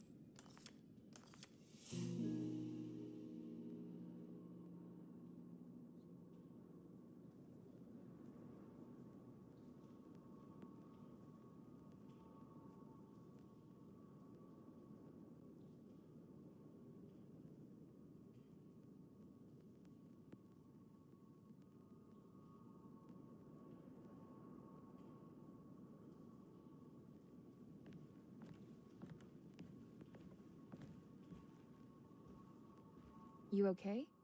You look a little frazzled. Just stupid telephone. I know. I tried calling the police earlier. The telephone is completely dead. It's not... Yeah, no, the telephone isn't working.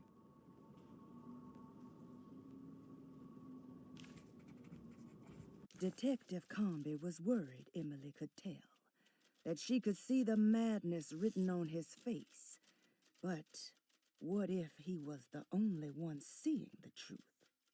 Could that still be the case? If only he could find evidence that would make her understand that he had seen beyond the veil, or at least something that would show her he was worth the money she was paying him.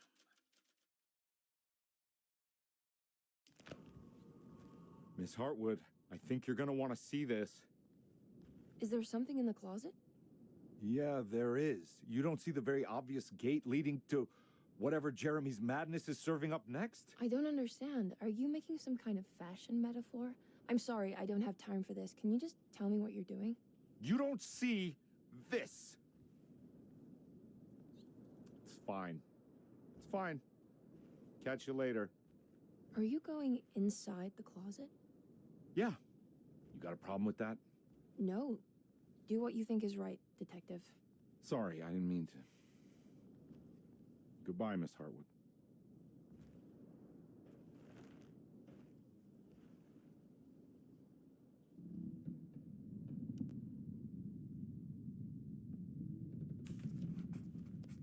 Disheartened by his failure to make Emily understand what he was doing, Detective Conby actually felt better seeing the frozen hell before him. There was a finality to it, Its clear symbolic opposite to the dark man's desert made him realize this was the end. Soon it would all be over.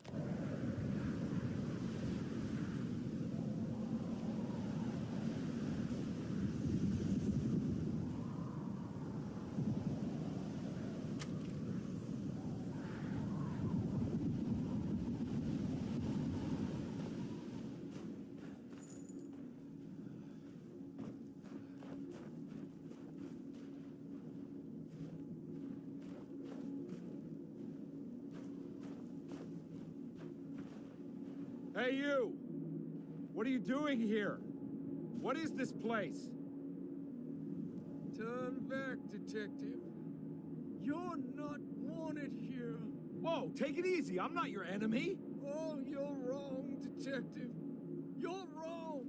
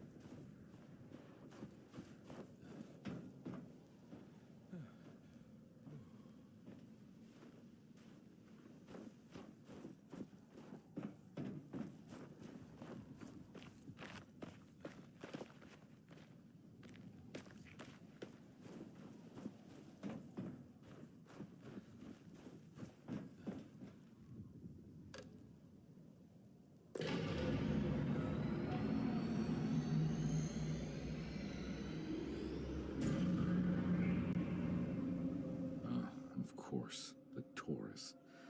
I figured you wouldn't want your stars aligned, Jeremy, or maybe that is what you need to temper that mania of yours.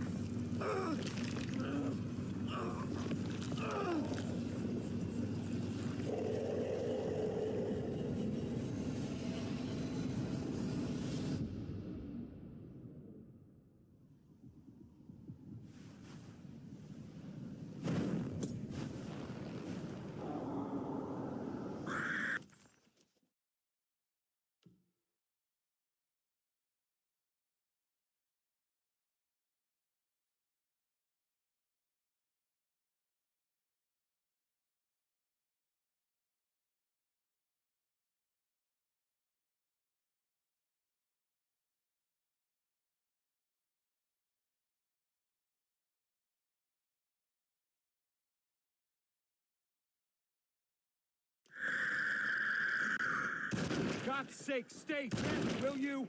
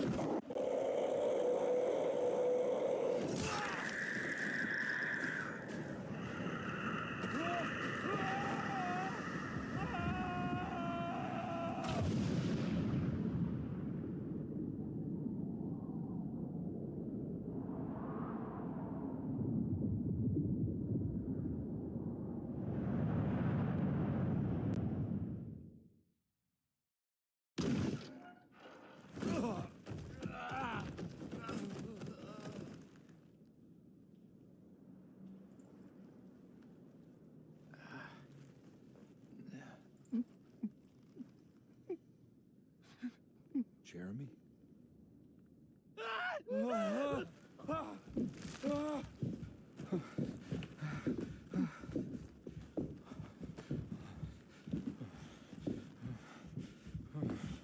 did everything! Aren't you happy? Stupid charlatan. What more do you want from me? You want me to lose my mind? Oh, my Lord! Doctor! Baptiste! Quick! Jesus. What were you thinking, compadre?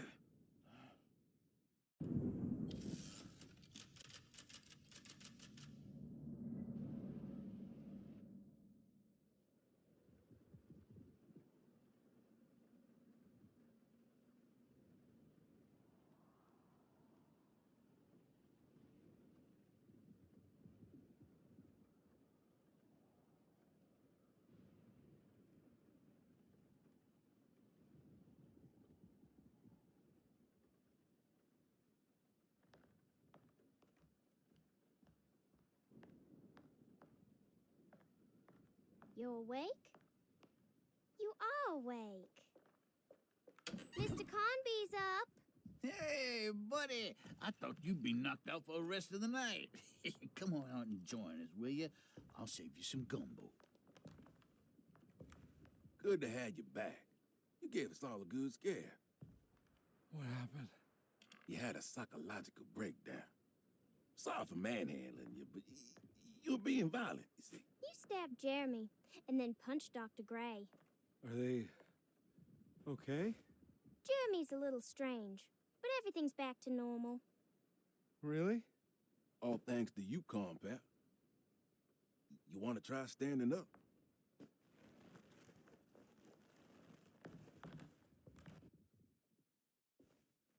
Well, if it isn't the hero of the day. How are you feeling, Detective? Never better. How about you two? Hey, Jeremy, I didn't do too much damage, did I? Things are fine. Very quiet. What's up with him? Painkillers? No. You see, despite you having the finesse of a one-eyed butcher, you managed to lobotomize dear Jeremy. I did what? It's actually quite impressive. It's not like I hadn't considered it myself. I just wish Jeremy could have been helped without reducing his personality to that of an oyster. But he's gonna live. Of course. As long as someone keeps feeding him, he'll outlive the best of us.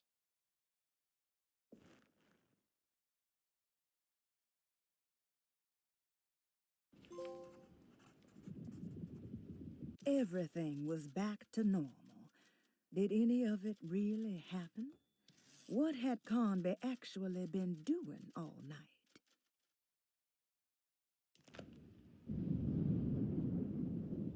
Does Emily know about Jeremy's condition? Yes. She seems to be handling it quite well under the circumstances.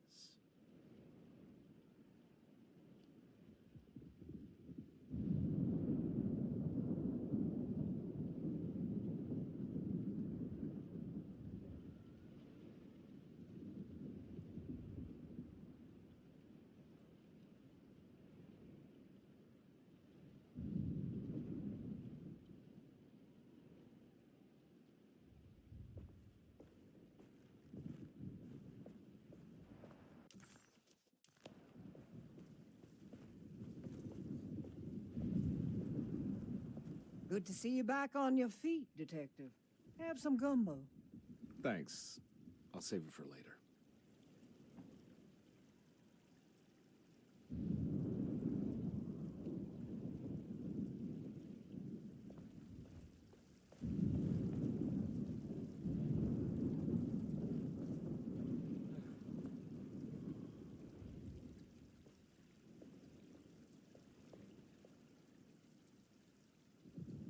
That is one impressive tree.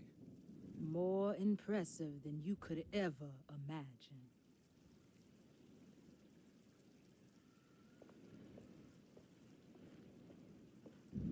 All right, tell me, what the hell's about to happen here? Every year we have a little turn the page ceremony by the tree. It's symbolical. It's like life has its cycles of grief and happiness. You know? Just like a tree facing the seasons. Things change, but remain the same.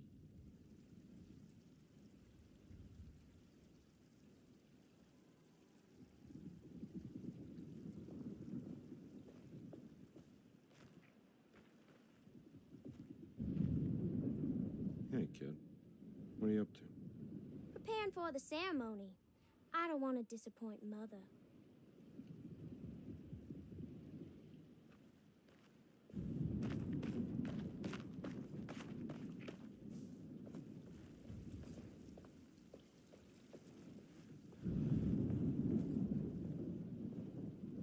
What are you looking for? Just keeping an eye out for the storm. Radio says it could be a wild one.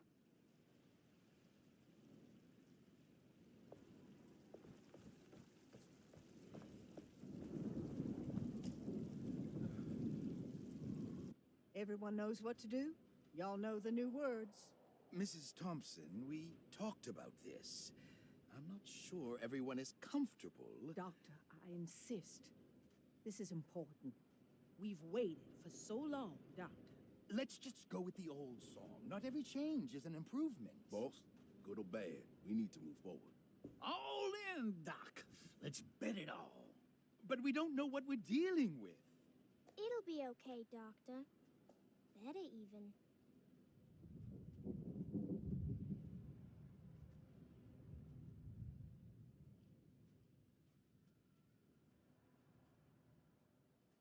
Oh, there are praises and abundance to the black goat of the woods. Hear us, Mother. Take pity on us. Take pity on us. Ever Hear their us, praises Mother, and take abundance abundance to the of black black goat goat of the pity woods. on us. Hear us, Mother, and take take pity on us. Of the woods. Take pity on us. Mother, and take pity on us. Ever their praises and abundance to the black goat of the woods. Hear us, Mother, and take pity on us. Accept our sacrifice and judge our work. Stop! Are you crazy? This here's what needs to happen, Compare. Grace! Stop!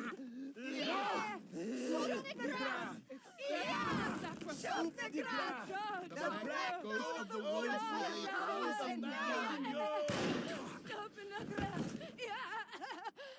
Detective, get my uncle out of here. Jeremy, come with me! Get over here! Jeremy, come with me! Jeremy, come here! No! There has to be a stopper blood!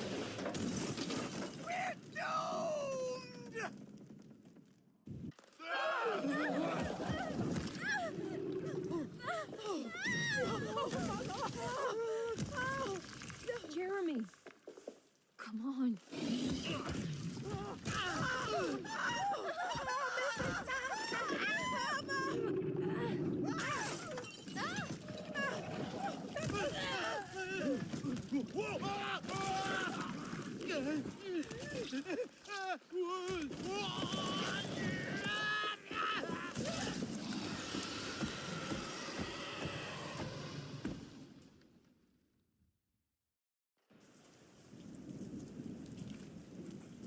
Detective Conby returned just as the festivities were about to begin.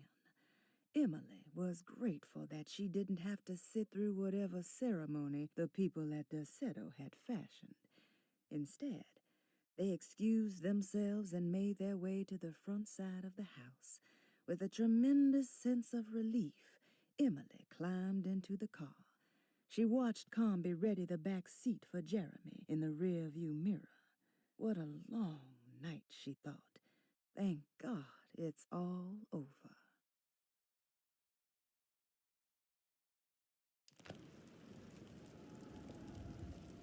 I can't let that monster leave Derceto. I have to stop it.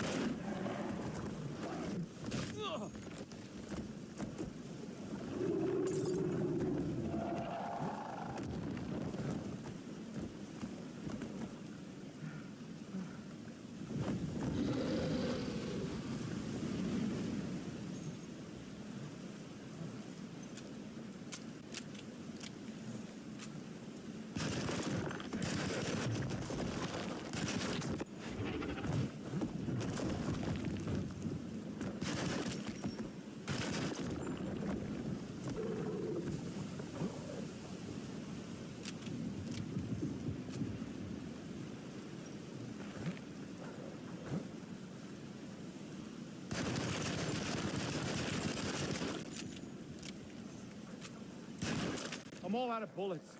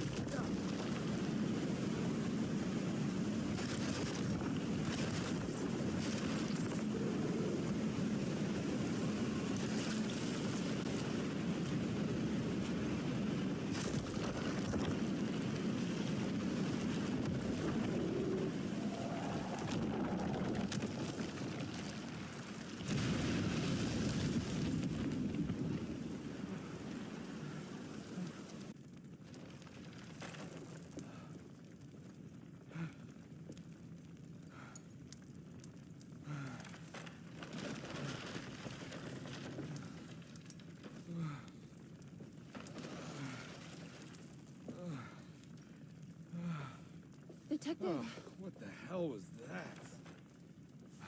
I tried to tell you. There was so much evidence. Their devotion to the Black Goat was like nothing I've ever seen before. I felt so dumb believing any of it, but I'm glad I did. Are you okay? Everything is out of order. This isn't the way the story goes. I shouldn't be alive. Yeah. Oh, you're welcome, buddy. How are you doing, sweetie? I kinda like it. You ruined everything, but I'm not mad.